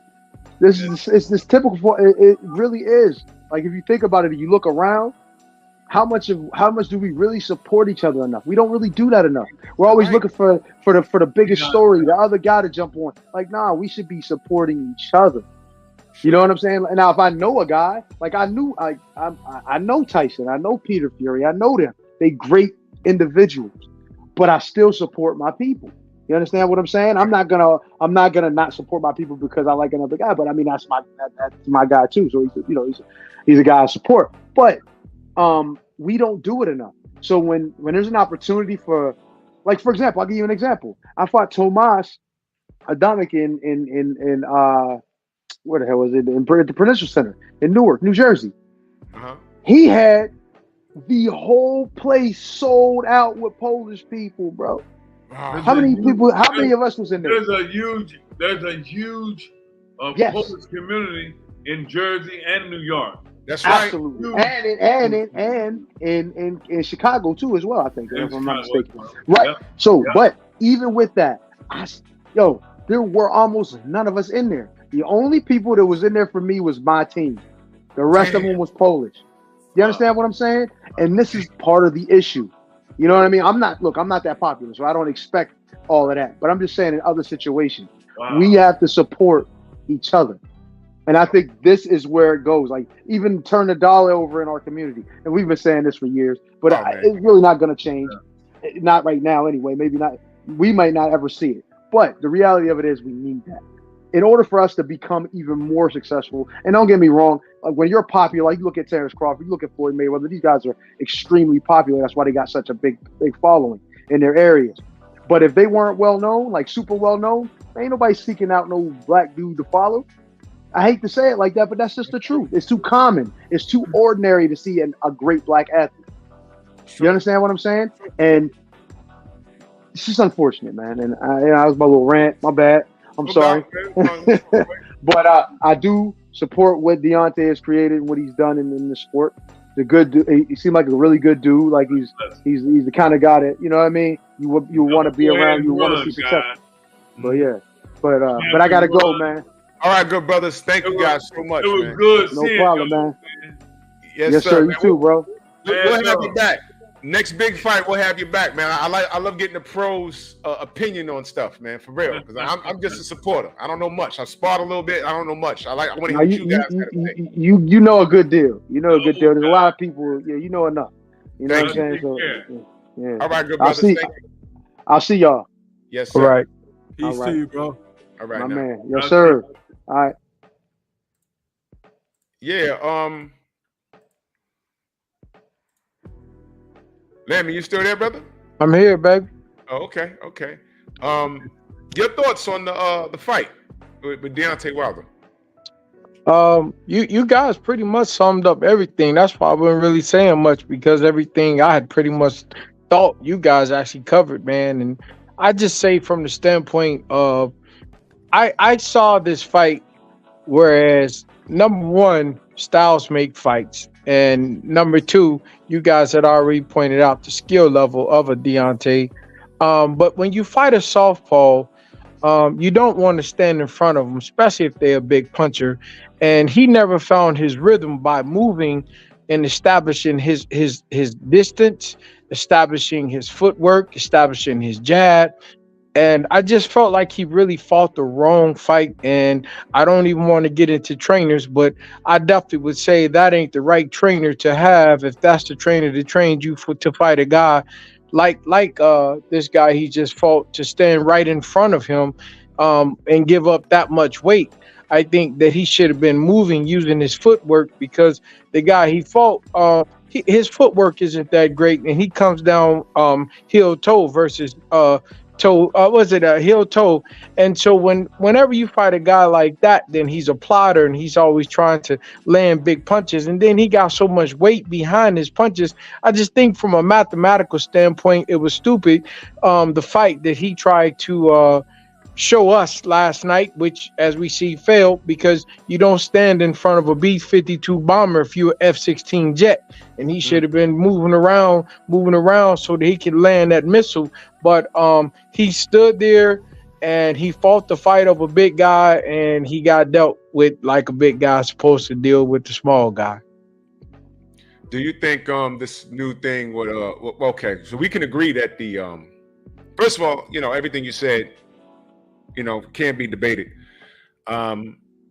Because we all agree, man, when he got up that scale and it said 214 and Zhang, that shit said 282, I'm like, God damn, now on average, I said that on average, he's never outweighed anybody. Right. I've got on average, I think to add that I didn't get a chance to finish off earlier. Oh, I'm sorry. Especially after Razor came in, and he but I love my man Razor. We had a great conversation on his last. Go ahead. No, I wanted to just add something to what Layman was just offering. Something that a lot of people, well, I won't say a lot, but more expert opinion and sentiment with experience can see. Deontay couldn't pull the trigger either. He could not pull the trigger. And this isn't the first time. This is immediately following his bout against Parker. He couldn't pull the trigger against Parker. And that fight went 12 rounds. And I think that people might be misguided in thinking like, oh, he was looking for the perfect shot and things of that nature. No, because there were opportunities to let that right hand go, and he didn't. And then a lot of times when he did let the right hand go, it was too late. See, that's the thing that you have to have a practiced eye to see that aspect of it. Ali once spoke about it, that when he lost Larry Holmes and everything, he said, you're getting old. He's like, when you can see the openings, but you can't get it. Can't get the shot off. Now, he made the analogy of having a missile. But like Teddy Atlas has often said, was if you don't have something to deliver the missile is not going to hit a target. Exactly. And there was something in the chain of command between thought and action. Yeah. That there was a delay. And that's what happens when fighters get old. The old timers used to call it being shot. Yeah. Being shot is not always walking on your heels, stumbling around, slurring your words and things of that nature. Being shot can come overnight. A guy could walk up those stairs and fight the fight of his life, walk down those stairs and not be the same guy ever again. And that doesn't mean he has to be carted off on a gurney or be put in the ambulance. It just means that he left something in there that last time out. And Wilder may have done that in that third fight with Fury. Yeah, I wanted to add to that, man. As I have always heard and confirmed it from myself, whenever a man goes into the ring and he fights a hard fight, he always leaves a little something in there, and every time you go, you make a deposit. And as we've seen in the fights that Wilder has had, he's made a lot of deposits, and you leave that in the ring and you can't get that back, because when you've lost or when you've won, when you've had hard fights, man, it takes a little out of you and a little out of you and a little out of you. And so I truly believe that last night we saw a Deontay Wilder, in my opinion, that is on the decline, because the best of him we've already seen, and now all he can do is give us images of what he used to be.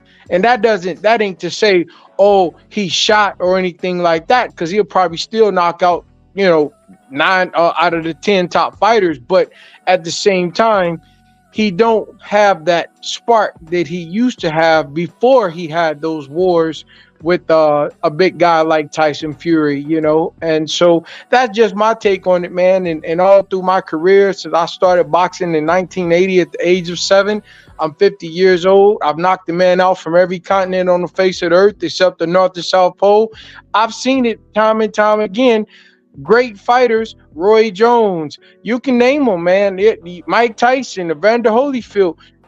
Anytime a guy has a hard fight, he leaves a little of that, and he leaves a little more and a little more and a little more until he's no longer the fighter that we knew him to be. And I think history speaks for itself.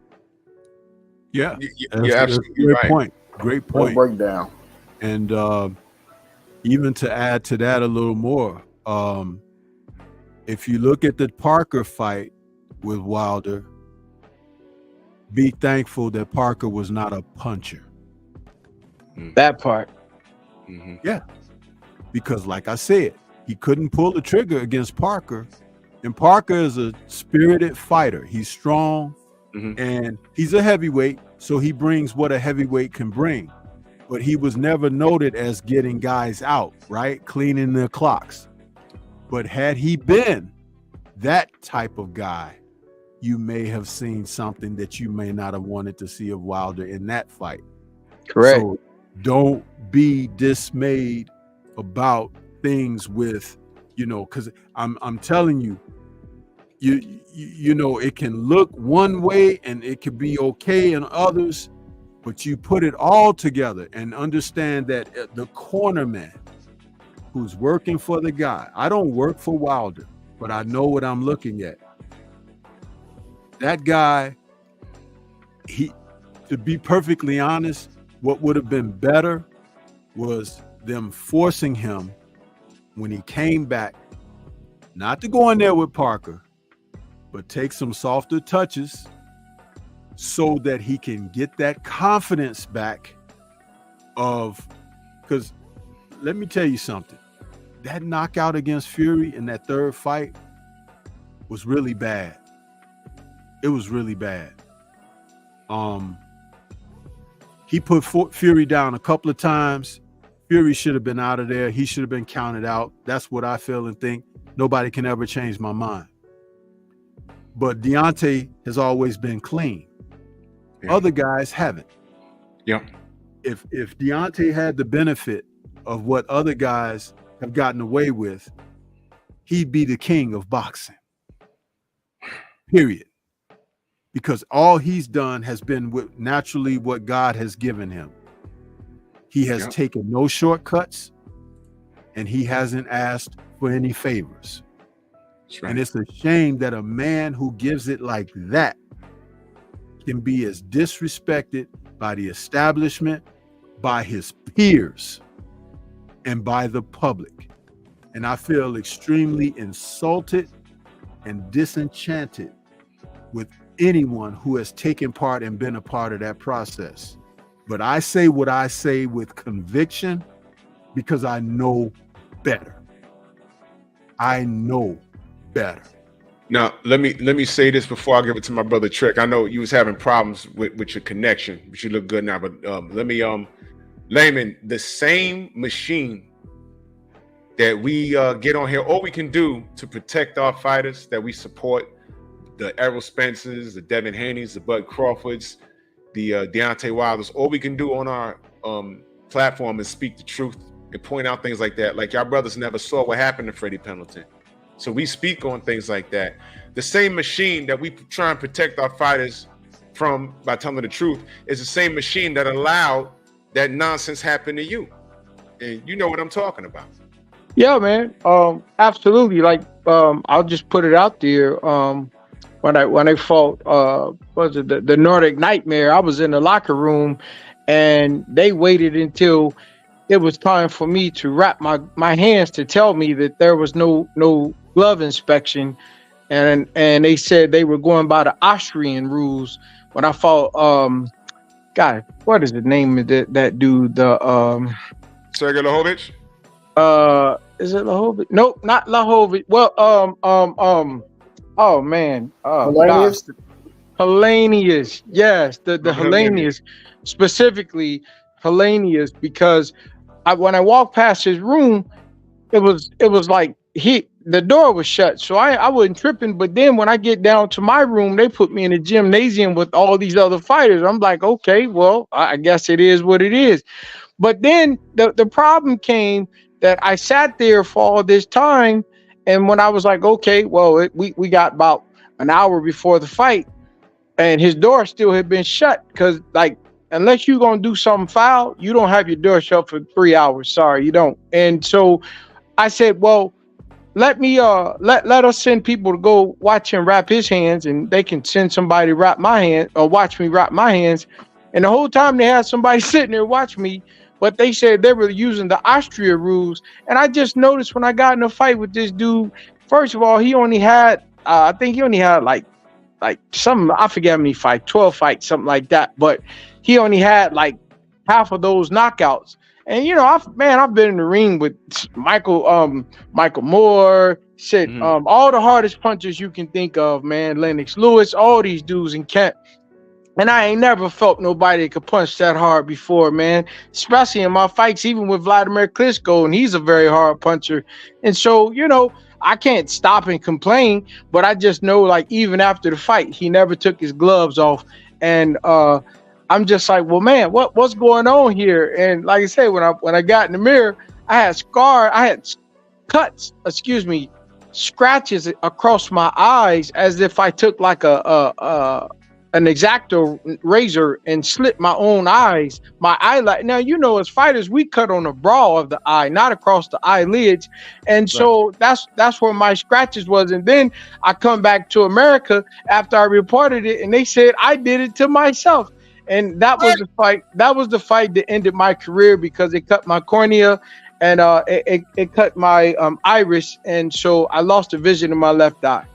Unfucking believable, man. Listen, Layman, I wanted to share something. Thank you for sharing that with us. But I wanted to share something that I noticed, and I haven't advanced. I wasn't as advanced to the degree where I am now with understanding what can go on. There was something that I noticed about Klitschko and Henry Mosca and Darius Makochevsky, who fought a friend of mine, Derek Harmon, back in 2003. When those guys fought over in Germany and they fought the American fighters, the brothers that would come over there on that ground, those guys always cut the brothers over there. When they fought in the US, guys didn't get cut. And I was like, I would try to talk to people about this, in circles, you talking boxing and stuff. And nobody ever gave much mind to it. But I'm like, there's something going on here. It's like I'm looking at, okay, you got guys that go, off American shores to fight them over in the UK sometimes, but no, it's mostly in Germany, Poland, those places, Russia. They go over there and these guys be busted up and cut up and stuff like that. And I'm like, they don't look like that when they fight in America. There's something going on. And I couldn't get people to see. But see now, and we're talking about at least in the late 90s, right? Because social media is what it is now. We didn't have that back then. But now you get information within, minutes or whatever, right? So you can, when something is updated, fighters are over, we can see fights. Somebody's going to upload the clips and all of that. We get all this access now. It's information running wild. You can see this stuff in real time now. And it's like what you just said. They try to say you cut yourself up. Yes. But you got evidence of the guy fighting outside of his element and not hurting anybody. Yes, and I got a call that morning, and I don't answer the phone the mornings of my fights, and my wife answered the phone, and so I didn't even want to ask because I just it was random, and so after the fight, she told me that phone call was someone when she picked up the phone, because she didn't even say anything other than okay and hung up the phone. And someone anonymously had called and said, tell Layman to be careful. They're going to try something sneaky. And who knows what sneaky is, but we learned what sneaky was, And I'm like, you want to win that bad that you would take a man's vision from him? I have to live the rest of my life with one eye. And I just try to use it in a positive to say it's better for a man to go to heaven with one eye than go to hell with two. You see, Layman, the phone call you got, people don't believe. Tay Jones told me when they were leaving Vegas, when Wilder fought Fury the second fight, he got an anonymous call and said, yo, bro, who is this? Yo, your man got poisoned. Wow. The phone. Your man got poisoned. You can clearly see that Deontay wasn't right as soon as he took his fucking helmet off. You can clearly see it. He was poisoned, and there was no padding in Fury's gloves, which is why he has flesh scarred out of his fucking ear, side of his fucking face is fractured. What happened to all that power? What happened to all that? He had no legs in that fight. He had no legs. No legs in the fight. Well, and what happened to that Kronk Jim Power that Sugar Hill spoke on? We haven't seen it. We haven't seen it. I want to say to all fighters that are listening, if you ever go over, and I can't speak of other countries, but I'm going to speak about Germany. If they ever give you a fruit basket in your room, do not eat it, because I swear to God, when I had ate that fruit, man, it was like it psychologically it did something to me. I mean, of course it went away, but the point is like I know I was poisoned, and I talked about it for a long time to people around me because I just couldn't understand why it was psychologically making me mentally trip like that, after I had eaten these grapes that was in this big, beautiful basket that they put in my room when I was going for the press conference for Vladimir Klitschko, the second fight. And I can't make that up. That's on my mama. I can add something to that. We have a historian, one of the last of our historians, called Scrapbook Boxing here on YouTube. You can go to his channel. I won't recommend that you subscribe. Just go to his channel and freaking subscribe. Scrapbook talks about the history of the black fighter. He talks about boxing in general, and he and I have done collaborations where we've discussed the fact that fighters were scrutinized to the degree of being susceptible to poisoned fruit and things like this. It's a history of this in the sport, but it's something that's not spoken about by boxing scribes, because in order for certain individuals to be able to maintain and compete in the sport, that part of history is usually omitted. But there have been fighters who've had to travel in town for bouts with sacks over their heads, because if the townspeople saw the black fighter coming in, he might not make it to the ring. In other instances, there were fighters who were brought through a certain path to come into town, and they could see the bodies of dead fighters hanging from trees. Okay, and then rings were set up in marshland areas and whatnot, where your end of the blue corner or red corner, whichever corner you might be, is kind of submerged in murkiness, and you have to, they don't let you have a corner man to work, so you got to work on your own self in between rounds and everything like that. Food tampered, fruit especially. Fruit is something that they've tampered for generations.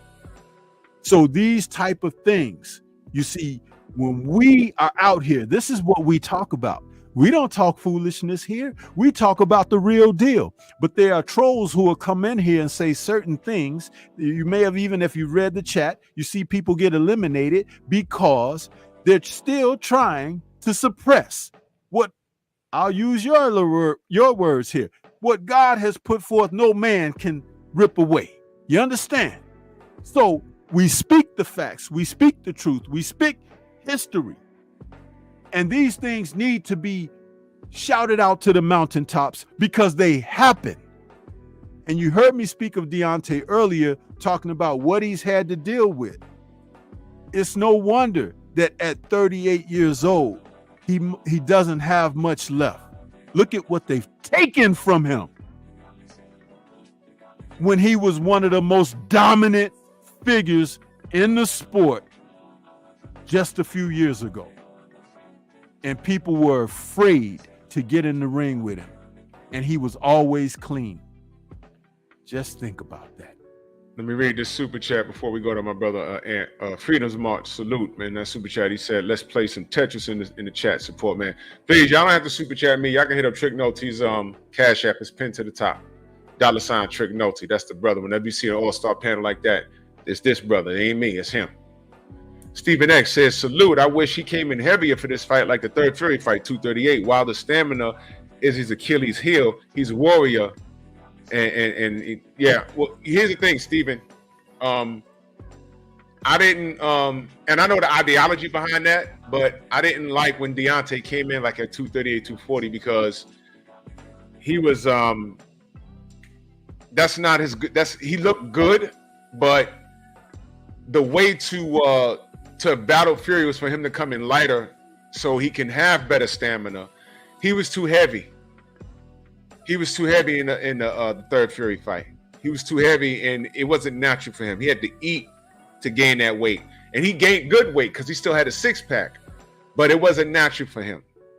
His best weight was when he fought Fury the first time, because he was swinging for the fences, and it was round 12, and he still had, you know, he still had his power there. And after that first fight, he said, this guy can't punch at all. Because Fury caught him in some great exchanges, but he didn't go anywhere. And I think he was sick leading up to that fight. So during the fight, he might have been, like, after he sweated, he might have been like 210 pounds, 209. You know what I mean? But Fury couldn't bust a grape. And we went from that to him, you know, putting dents in people's heads magically. You know what I mean? But Anthony, you haven't said a word all night because I know your connection was kind of bad, but let me give it to you, man. Go ahead, good brother. Your thoughts? Yeah, man. Yep. I'm about to hop out a second, man. I gotta get yeah. Yeah, man. Good, great show. And you know, it's funny we're talking about Germany because I remember talking with Montel Griffin, and Montel Griffin told me that when he went to Germany to fight Mikushevsky, he said in his hotel room the lights were going on and off for no reason. You know, I remember Glenn Johnson telling me that him and his wife went to a restaurant and they bought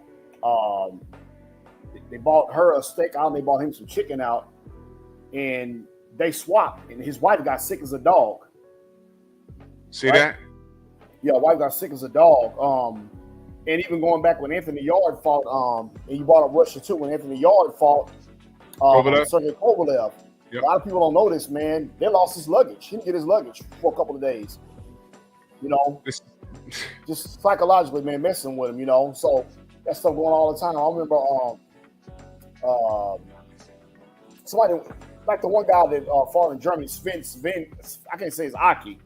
You know, every time an American went with, I think Charles Brewer went to go fight him over there. You know, messing with him. You know, coming in and out of the room and stuff like that. You know, just Sven Aki. I remember that. Yeah, messing with the guy, man. So yeah, I wouldn't advise, you know, fighters to go to Germany and fight anybody. But you know, back to Wilder. You know, I said Wilder was going to get Zhang in 4 rounds, but I also felt too that if Wilder don't get him out of there, Zhang's going to be a problem. And you know, it seems to me when fighters go, only 2 fighters I've seen go to Wilder's body was Ortiz and Zhang. They both went to his body and seemed to have a little success, in my opinion. And I thought he hurt Wilder with a body shot leaning against ropes, and then when they get back into the middle of the ring, there's a sequence and he hits Wilder. Wilder turns around and he catches him.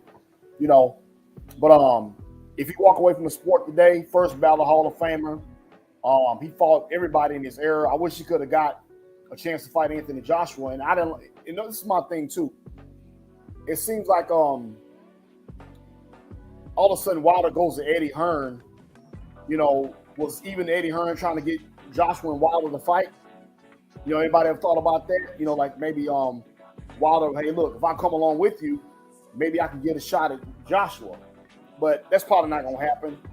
But like I said, at the end of the day, shout out to Wilder, you know, one of the best to do it.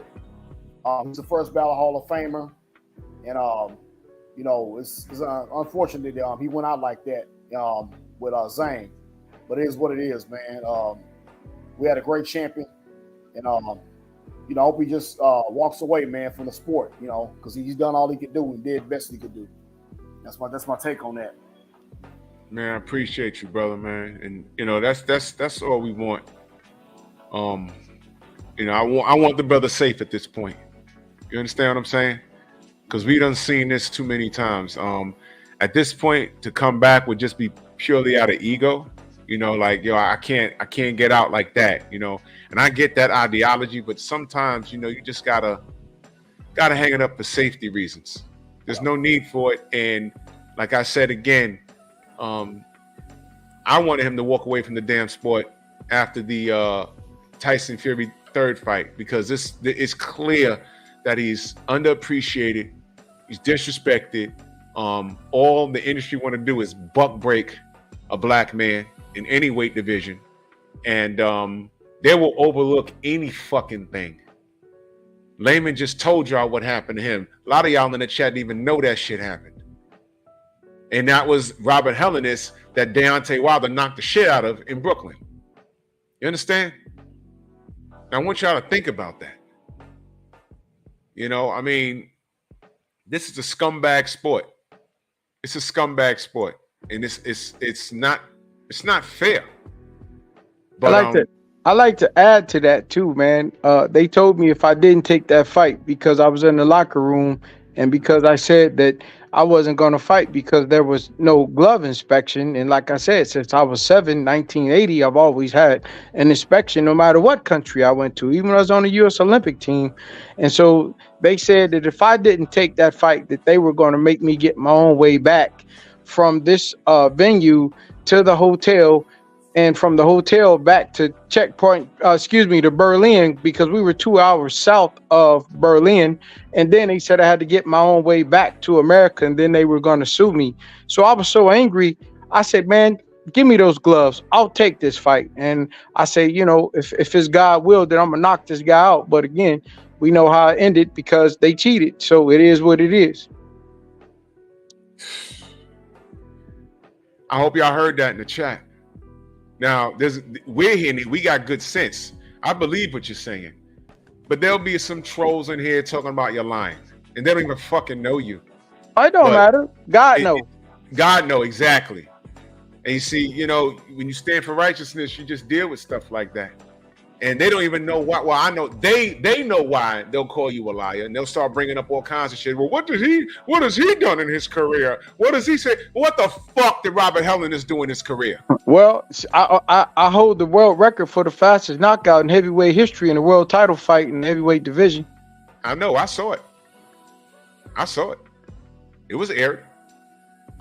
So this is what I'm saying. You know, the facts remain. But this is how we're treated as a community. This is how we're treated.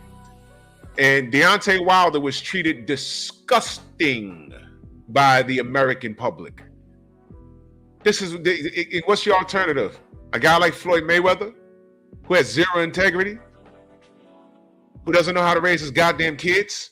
We're trying to protest Gucci, and he's dropping $8 million in it? That's the alternative? That guy? I mean, come on. This is what we're talking about here.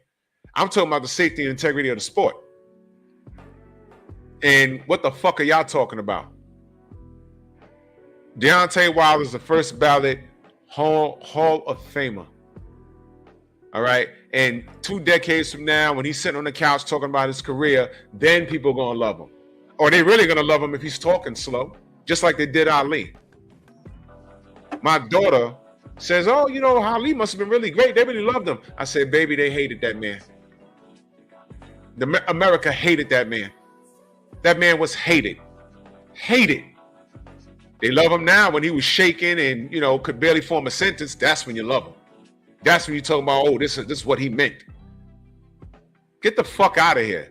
This is a thankless and ruthless profession. And who the fans love as opposed to who they're supposed to support is disgusting. And that goes to the black fans. A lot of you guys, women, a lot of y'all disgust me. Y'all are disgusting. Y'all are disgusting. All that shit with the Klitschko's, that whole era. Watch this, Layman, watch this. Klitschko, we call them Klitschko over here. Vladimir was 1-2, clinch. 1-2, clinch. 1-2, clinch. Johnny Ruiz, 1-2, clinch, rub his beard in your eye. 1-2, clinch, rub his beard in your eye. It wasn't until Devin Haney got hurt by Jorge Linares, all of a sudden there's a clinch counter. For him. Exactly. They let the Klitschko's, if you go back and watch, man, and then you know in boxing, clinching was illegal, and after the third time you could have a point and or be disqualified, but the Klitschko's did that every single round for every single time they ever got in the ring, man, and nobody ever said anything. And you know, we know what it is. They got the right complexion for the protection, and you know, that's just what it is. Look what Mo Boxing said. He said Robert Helenius is a cheater. He failed the pen test after the AJ fight. So, exactly. AJ knocked him silly, and he popped dirty after the damn fight. And what was interesting, his was interesting. If you could look on YouTube, Mo, you remember there was some controversy with AJ's gloves and Helenius gloves. You remember that? There was a controversy. Helenius was talking about AJ's gloves. There was something going on. And I said, wow, this guy got some fucking nerve complaining about gloves. He got some nerve. Well, AJ knocked the shit out of him, but I said, look at that. And then he had the nerve to pop dirty. Why wasn't that bigger news? See what I'm saying? Now, I didn't lean on him over it, but, I mean, come on, y'all. Where was the videos? This was crazy. And this is the sport. But Helenius is not only a white man, but he's the ultimate white man that Americans could identify with. He's like 8 feet tall with a beard and bald. There is no white American fighter that they can identify with. So they look at these foreigners and they identify with him. They tried to rally behind who's the guy that Helenius beat from right here in Brooklyn, the Polish kid. Oh yeah, I know who you're talking about. They tried to rally behind him, but I said Naki. Yeah, Adam Kownacki. you know, and I ain't got no problem with him, but I said, man, they all talking about Deontay Wilder's skinny legs and everything, but this kid looks like King Kong Bundy, the wrestler. You know what I mean? And no one's talking about his physical appearance, which was he's a fat kid. He's a fat kid with no technique. He's a brawler. And Robert bust his face up 2 times in a row. But no one said anything. Adam Konak, he's a brawler. He's very sloppy, and Robert knocked the shit out of him. But no one talked about his physical appearance like they do Deontay. He looked like he needed a bra in some fights because he's not the picture perfect. He has a dad body, and he's barely 30. He looked like he was 65. You understand? But no one said anything. But every time I turn around, oh, Deontay's legs, his legs. You know what I'm saying? It's disgusting. But this is why we do what we do here. This is why we do what we do here. Exactly, Sam Mack. 5 count. There go my brother Tay Jones in the building, man. Salute. Hey, whatever happened to Andy Ruiz, man? I haven't heard nobody mention anything about him. Oh, he's like Jarrell Miller in L.A. Oh, Big Baby Miller? Yeah. Oh, wow. Yeah. When is that? That's in LA. I think is it next month or no, sometime this month. Nice. Yeah. Tay Jones, salute. Tay, what's good, bro? Well, let me get these on. Yeah, he just landed. He just came from Saudi, y'all. He just landed. Let me get connected right quick. Okay. Yeah, Naaman, that's our brother. That's our bomb squad brother. He was with them in Saudi. He was with Deontay in Saudi. Right on. Yeah. You know, I mean, this is a douchebag sport, man. But yeah, Jarrell is fighting Andy Ruiz. It's a big card. It's a big card out west, and I'm interested to see it. Okay. Hey, you good? I'm good. What's happening? What's going on? Man, we coolin', man. Just landed, huh? Yeah, man. Just landed back in the States for sure. Yeah, that's what's up, man. That's what's up. Did you sleep well on that plane? Sure, like a baby. Sure, like a baby. I stayed up all yesterday. Yeah, man. I stayed up, you know what I mean? Yeah. But what's up? What's good? Did you I know you just landed. Did you talk to D? You know, before you left or whatever since last we spoke? Yeah, we spoke, man. He hit me up. It was actually it's morning time over there, so their time. Yeah. Around like 1 o'clock their time, 1 o'clock in the morning their time. I just gave him time to breathe. You know what I mean? Just told me, you know what I'm saying? Like shit, bro. Because I told him what happened. You know, in case he didn't know what happened. He got caught with a punch that he didn't see because he dropped his left hand. And I was just telling some other things or whatever like that. He was like, shit, bro. I'm sorry. Like, bro, you don't owe nobody an apology. But no, you don't. Like, shit, we ain't done. We got more to do. So, shit, that's where he's at right now. Yeah, he's spoken like a true champion. But you know, we were just talking. We had a full panel before you pulled up, man. And Layman Bruce is with us. Okay. You know, for the most part, we ride with the champ. But you know our concerns. Oh, absolutely. You know our concerns. You know what I mean? It's not just y'all concerns, it's my concerns too. You know what I mean? Yeah. You know, he ain't got nothing else to prove, bro. You know, he ain't got nothing else to prove. You know, he's a Hall of Famer. You just don't need to do it. You don't need to do it anymore. And we all know he's underappreciated as it is. Absolutely. He's underappreciated. So, you know, he can go to Hall of Fame right now. You know what I'm saying? Yeah, absolutely. I want him safe at this point, man. But I know he's in good spirits because I know that I know that's who he is as a person. So you know, I don't even know how to ask this. Man, you know what? I'll just leave that alone, man. Nah, you guys what you need to ask, bro. Okay. All right. Let me ask you. I ask you after this super chat. Prof's channel, man. Salute to you. He said salute to the Drew. Salute to the fam, man. Salute to y'all. Bomb squad all day. Salute. I appreciate you, Profs. Let me ask you, Tay. Malik. What was Malik? What was his thoughts about what happened? I haven't talked to Malik about what happened. Yeah.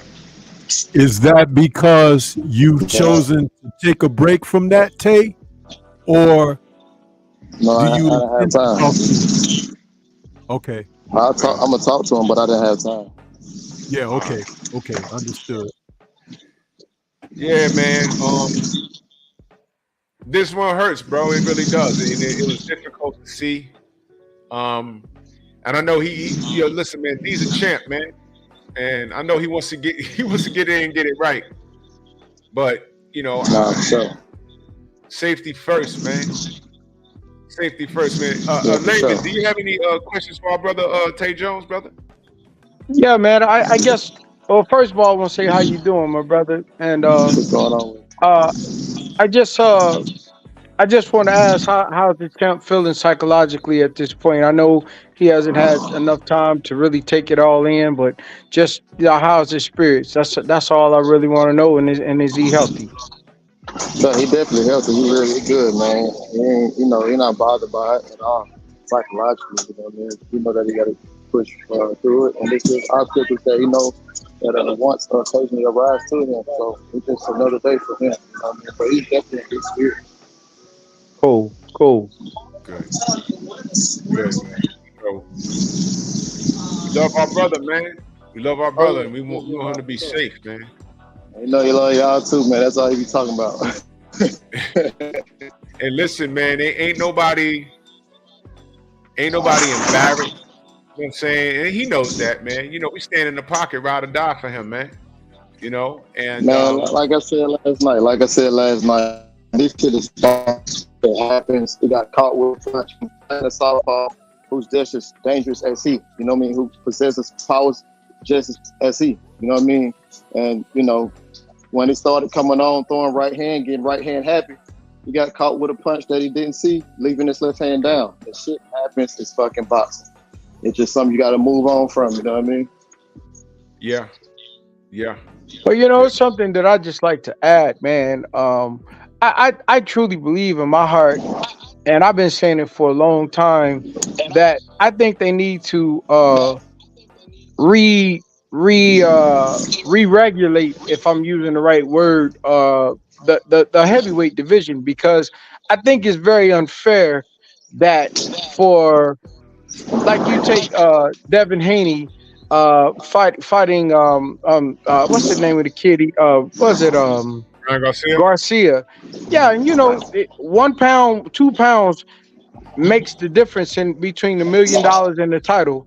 But then you can fight a guy at 214 and fight a guy at 800 pounds and it's legal. Like, that just it don't make sense to me at this point. I could see if a fighter was giving up maybe 15, 20 pounds.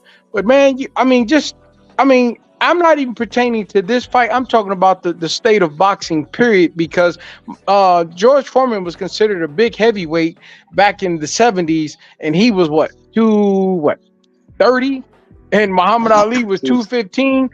But today 250 is small. So I just think that we need to rethink boxing in the heavyweight division, and I hope that we can come up with some better rules and better weights, because there needs to be, in my opinion, another division in the heavyweight division.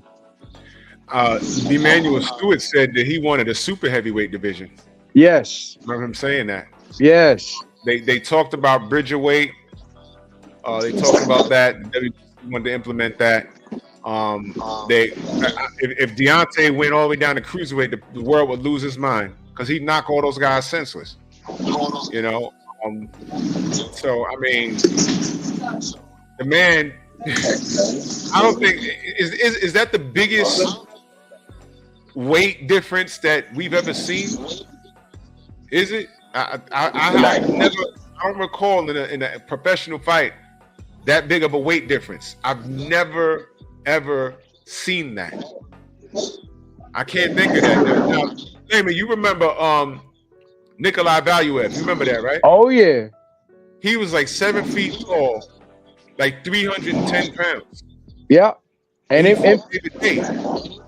And it makes such a big difference in the power of someone A, punching down, B, with all that weight behind them, even if they can't punch naturally hard by nature, just by nature punching down, the gravity helps them. And I just think that it's very unfair to have to push off against a guy that outweighs you, and a guy that leans on you and knows how to wear your legs down. I just think that we need to rethink this heavyweight boxing division, and that's just my opinion, you know.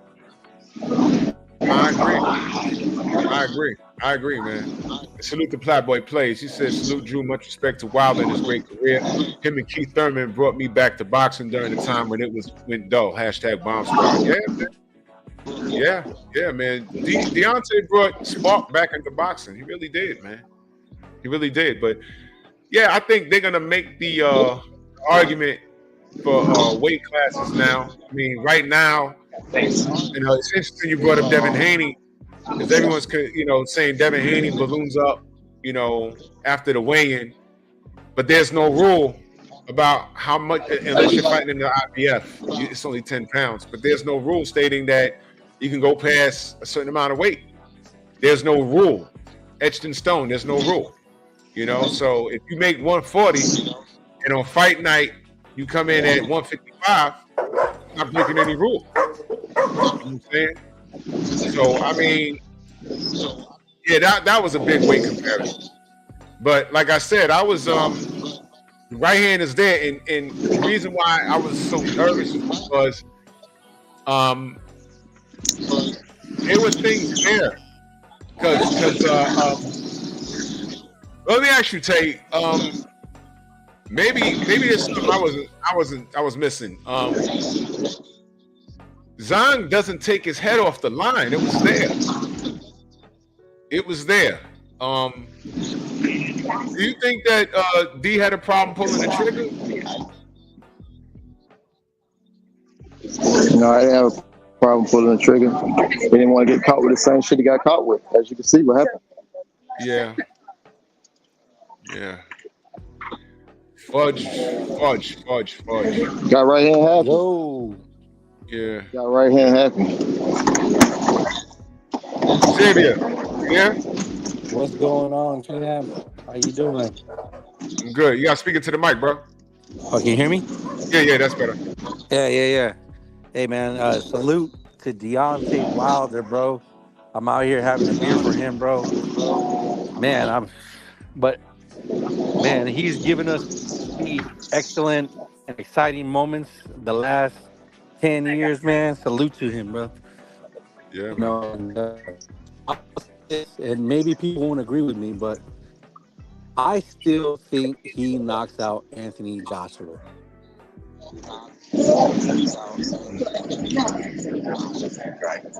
Well, I don't even know if that shit even, man. And Hellenius, I still think Deontay Wilder gets it. That may be being biased or whatever the case, but that's just my opinion. Well, I mean, we gotta see what's next. At the end of the day, it's up to the brother, you know. But you know me, I'm thinking safety first, man. Absolutely. If he decides to go off in the sunset, hey, more power to the man.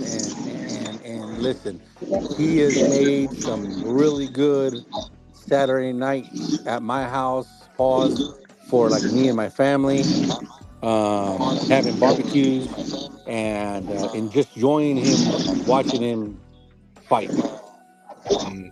You know, and I've been watching Deontay. I remember when Deontay Wilder fought on Amir Khan undercard over in Los Angeles, bro. And I told everybody he's the real deal, and I've been watching him ever since.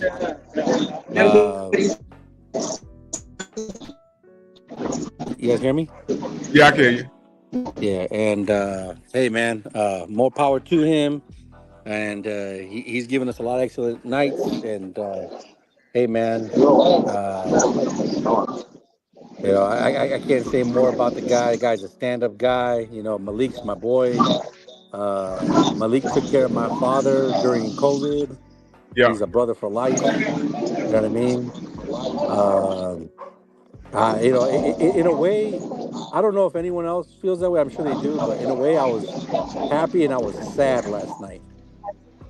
You know, and hey, man, you know, everybody, we not necessarily fall in love with the fighter, but we appreciate him for what he is, and they put their life on the line and they don't cheat. You know what I mean? And Deontay Wilder was one of those guys. And I'm kind of sad to see him go because, like I told you, was it Friday or Thursday morning? It was Thursday. Where Thursday, right? I was like, man, Deontay's gonna go and smash him. And listen, I had a house full of people. We were all cheering for him. You know, we were all cheering for him because, man, that dude. Hey, the bell rings. It's either you or him. You know what I mean? And we appreciated him for it. And thank you, Deontay Wilder, for all the memories, all the exciting moments.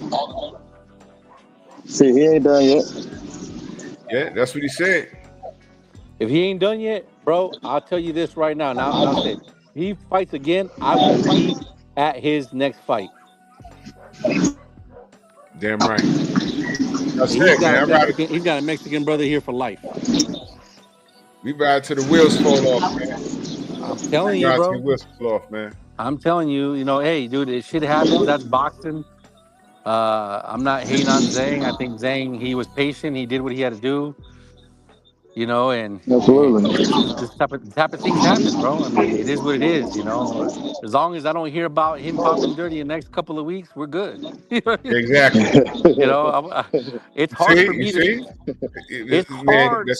I don't know if I'm traumatized or got PTSD. I gotta wait like 2-3 weeks before I can actually say, yeah, he got my guy. Yeah, bro. You know, with this atmosphere, man, you never know. This the Ron Garcia shit. We gave him props. We moved on. A week I later, give that motherfucker props even after he won. Fuck that dude. Yeah, no doubt. It's fuck that dude. But yeah, fuck that dude. I said the right thing. I said the right things, but you know, they just give props, and I'm still on this bump. Mo Boxing, as he said, don't worry, AJ will spark out thing. We'll see. I don't we'll look, see, bro. Man. I'm telling you, guys. Maybe you guys disagree with me. I understand the safety, but I would bet my last dollar that if Deontay Wilder and Anthony Joshua got it on in September or in October, Deontay is knocking him out. I promise you. Well, we'll see what happens. We'll see what happens. You know, right now, you know, again, you hear me saying it. You keep AJ fans today, but you know, AJ fans, they happy better off not fighting. You know, they avoided it for the last 8 years. All they should be super happy AJ now. fans are in downtown LA with the rainbow flags, bro. You know, I mean, you know, they can celebrate this loss like it's their win.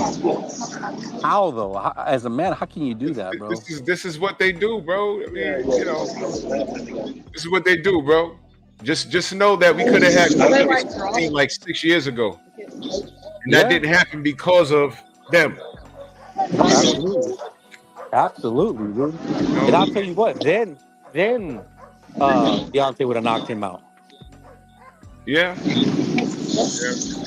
But you know, it's just kind of it's a crazy thing, bro. Because listen, how many losses does Deontay have now? 3. 4. It's 4. I'm sorry. It's 4. 3 or 4? It's but 4. How many losses did Holyfield have? 6, 7? Leading up to, I'm counting backwards. I mean, he had a lot of losses. I mean, I think look, and listen when I'm saying this. I think that there was a fighter that kind of put out there in the media that if you're not undefeated, you ain't shit. And I think that's horrible. Because a lot of people lose and come back and become great. You know what I mean? That's just my opinion. Mo Boxing says, he says, nah, we ain't happy. I wanted AJ to do the job, but AJ didn't want to do the job, brother. AJ ain't want to do it. Yeah, He's the AJ's A weird, side. bro. I've never seen anything like that. AJ did the job, but it started with the B. Tell AJ, tell Mo Boston he can finally get off AJ dick since he ain't want to goddamn do it. AJ got all kinds of weird shit going on, That's bro. the only time. That's the only time he come around and want to talk boxing. Anyway. He coward. Come on, man, nigga, tired of hearing that shit, man. Bro, and a lot of people talking. They've never stepped in the ring, bro. They've never gotten hit by a heavyweight. Shit happens, bro, and it is what it is. Deontay Wilder had 10 title defenses, bro. At a certain point, at a certain time, you just get tired of hearing the same shit when a person only want to come around and talk that type of boxing when, a person defeat or a person lose. But when they up and well, the same shit you've seen for the last 6-7 years, it's the same things you've been seeing for the last 6-7 years. You know what I mean? 6-7 years, they was quiet. 6-7 years or 50 mil, 6-7 years of this or that, this or that, this or that. The same person who finally get a chance to promote Deontay Wilder, the same person who didn't want to fight, the same person who paid all these other fighters all this large amount of money to take that fight away from Deontay, to only serve Deontay $10 million less than what everybody else got. Come on, man. Can I ask y'all a question? And maybe I'm wrong. But I just want to ask everyone a question. And maybe I'm wrong, but just hear me on this. Why does Deontay got to go all the way to Saudi Arabia to be appreciated like the world champion that he is? Oh yeah, come on, man. Hey, am I wrong on that? Turkey made him like a made king sure out there, bro. Yeah, of course. Because it's racist, brother. You know that. Yo, dude, my buddy, he had a guy that fought on that card. He's a trainer. He was wearing the 10 Goose shirt. His name is Ricky Funes. I don't know if you saw him out there, Tay. Yeah, I shook his hand. Yeah, and he was telling me, bro, they treated Deontay like he should be treated like a king. He's a freaking world champion. Absolutely. And they don't do that out here in the United States, bro. No, Any not at world all. champions. Not at all. Not even when Andy Ruiz beat Anthony Joshua. You know what I mean? No one cared about that. Right. I don't get it, man. But whatever, man. I appreciate the brother. Matter of fact, actually, Ricky sat like 2 seats over during the fight. He sat 2 seats down from me with the fighter that he came with that beat Emma Williams. So they sit like 2 seats down from me. Yeah, that's Amir Khan's cousin. Deontay has fought 6 fights that AJ wouldn't dream of fighting. He fought King Kong Ortiz twice when AJ was supposed to be the guy to face him because he was a mandatory for AJ. He fought Tyson Fury 3 times. And AJ had a chance to fight Tyson Fury because he's a fellow countryman and never looked that way. Then he fights just last night Zhang, whom they was hoping somebody else would fight Zhang and take care of that business because Hearn and AJ never looked that guy's way. Deontay Wilder is hands down the better fighter, has had the better career, but hasn't had the least amount of respect for what a damn world-class champion fighter does. Yeah. Stormy, let me help you out with that. First of all, what's his name? Eddie Hearn, father, told Eddie Hearn to go over to the China market 4 years ago to get Zhang. That was 4 years ago. That's one of the reasons why Eddie Hearn and his father don't get along as well now, because he been told him to hop into the China market. Check this out. Let's just say Deontay had won that fight against Joseph Parker. Remember when I was telling you that he fought a southpaw? He fought Otto Wilder. How can you fight a southpaw and Otto Wilder to get ready to prepare for Deontay Wilder? I don't think that fight was next. I honestly think that he was getting ready to fight Zhang next. Because remember, he was talking about having a title opportunity. The title opportunity, of course, was the same who was the WBO interim champion. Come on, man. Make this make sense. Yeah. Make that shit make sense, bro. Yeah. Well, come on, man. I've been, I don't know everything, but I know a whole lot of something though. Right. Hey, liars can figure. Figures don't lie, bro. Right. You know, and I understand where we here. We're Team Bomb Squad all day. And I was saying that to say this. Because he did lose to Joseph Parker, it's not a rematch for him and Joseph Parker because that's not a fight that Joshua's interested in. They picked Deontay. They wanted Deontay to fight Zhang, so Anthony Joshua didn't have to fight him. Bro, Anthony's scared to death of Deontay Wilder, bro. Every single time he hears his name, his butt cheeks quiver, bro. He's scared to death of him. Sorry, why you laughing, bro? Man, listen, they didn't even want him to walk past Deontay yesterday. I'm like, yo, but that's how the promotion companies do. Like when Eddie was like, no, he can go that way, he can go that way. I'm like, bro. Oh, yeah. Deontay walked by him, he shit himself, bro. Yeah, they're not even fighting. They don't even matter if they walk by nothing, but whatever. I guess that made Eddie feel better. I guess. I mean, whatever, man. It is what it is. I'm gonna wrap this up, man. What's the next fight? What's the next fight coming on? What?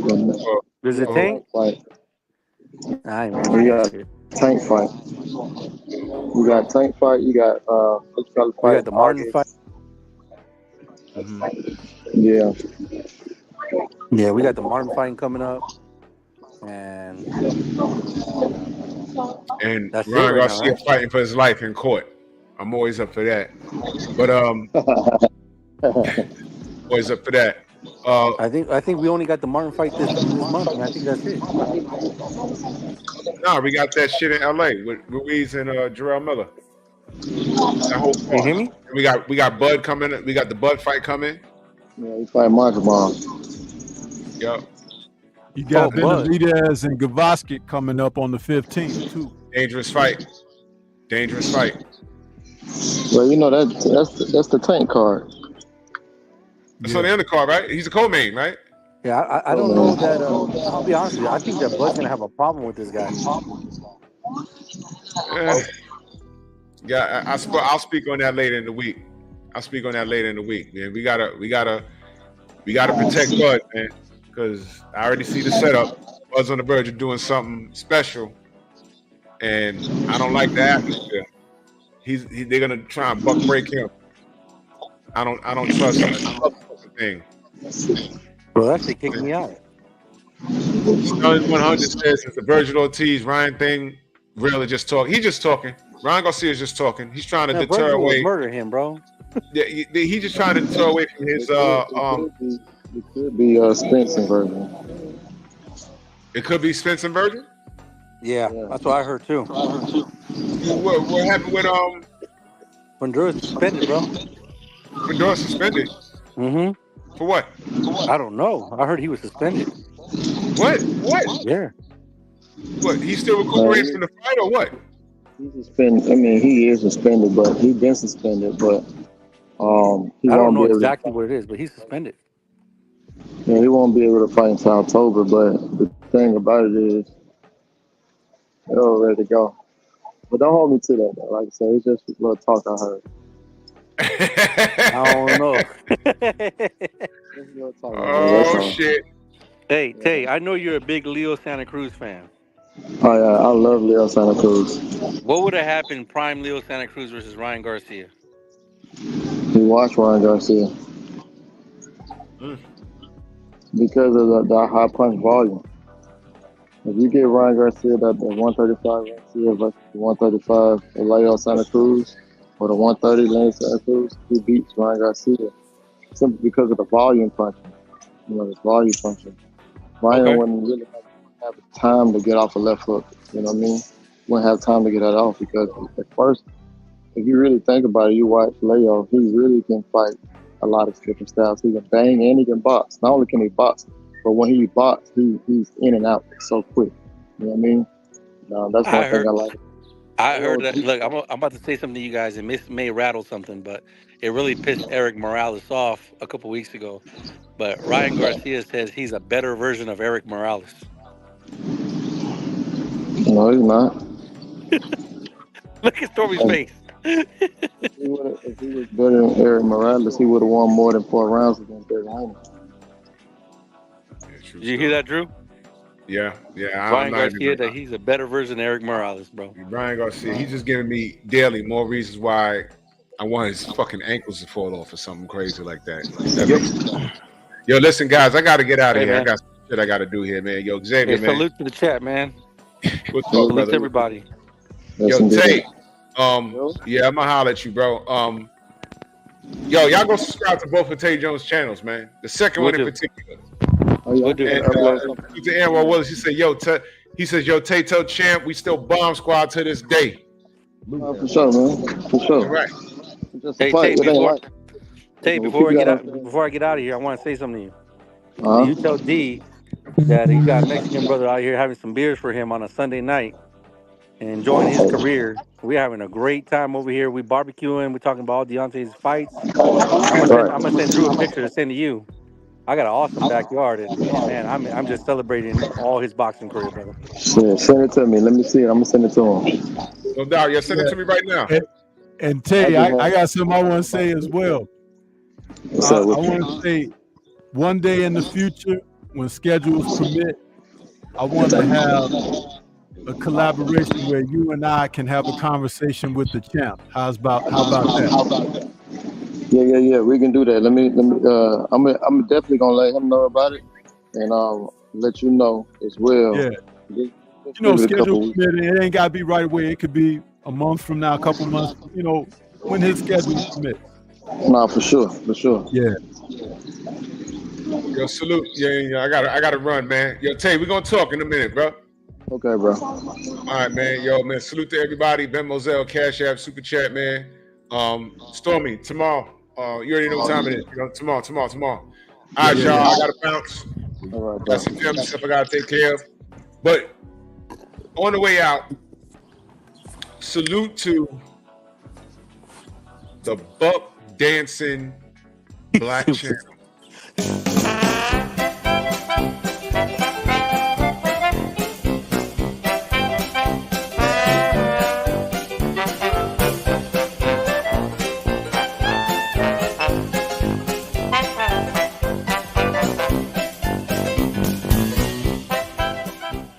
Nigga!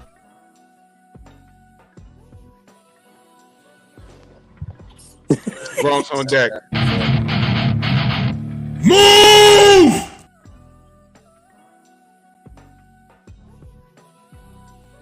Why are you gay? Who says I'm gay? You are gay.